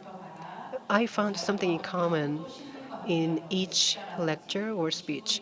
Be in nature, eat well, eat healthy, and try to understand where you are now. They are what is common in every lecture and speeches today, and they are the things that make your life healthier. There is no secret about healthy lifestyle. Just look closely enough inside of you. And so it was my favorite thing to find those common things. Thank you so much for your answer. Yes, those common things. I hope they were well delivered to the audience as well. This is the last question. I wish we have more time. What is wellness to you? What does wellness mean to you? Do you have your own definition of wellness? So can I start from Yunhwa? Okay, this question is often asked to me because of my job. Wellness, yes, it can change in the rest of my life, but wellness is about being together So being aware of being together with others is wellness. Being together with nature and being together with plants and being living together. That is what wellness is about for me. Yes, we may have missed things that are important to us, so we have to be able to focus on them. Next, Kyung-wook. This is a tough question to answer. If I think about myself only, wellness means living a healthy life and eat well and poops well and exercise well and die well. This whole process is wellness. That's what I think personally. Thank you for the answer. 방금 잘 죽는 Well, dying is very important, but actually, I'm planning to live till 150. So I hope that I can live a very long and healthy life, and I'm trying to find the way to achieve that. So I think finding that way is part of wellness. So healthy life. Yes, a healthy body is the very important prerequisite for everything, so I agree with that. To me, wellness is a life that emphasizes the importance of emotional health. Because I am in the field of physical exercise, I thought that physical health was the most important part for our life. But with the pandemic and with a lockdown and everything, I could not help but to face emotional depression a little. So I learned that eating well and having emotional health in your life is really important to make your life healthier. So I thought that you have to make time to relax for yourself. I agree. Balancing your life physically and emotionally is really important, and that is a great part for wellness as well. So thank you for your own definitions of wellness. And I believe that expanding our knowledge and trying to find a better way to balance everything in our life is another way to achieve wellness as well. Thank you for your great answers. I feel like that we are having a great picnic all together. I hope that many of you in the floor also enjoyed this time together. So thank you once again for sharing your great insight. And I believe that we can end the picnic session here. So we're going to end the online streaming here. Thank you for being with us online as well. Thank you so much.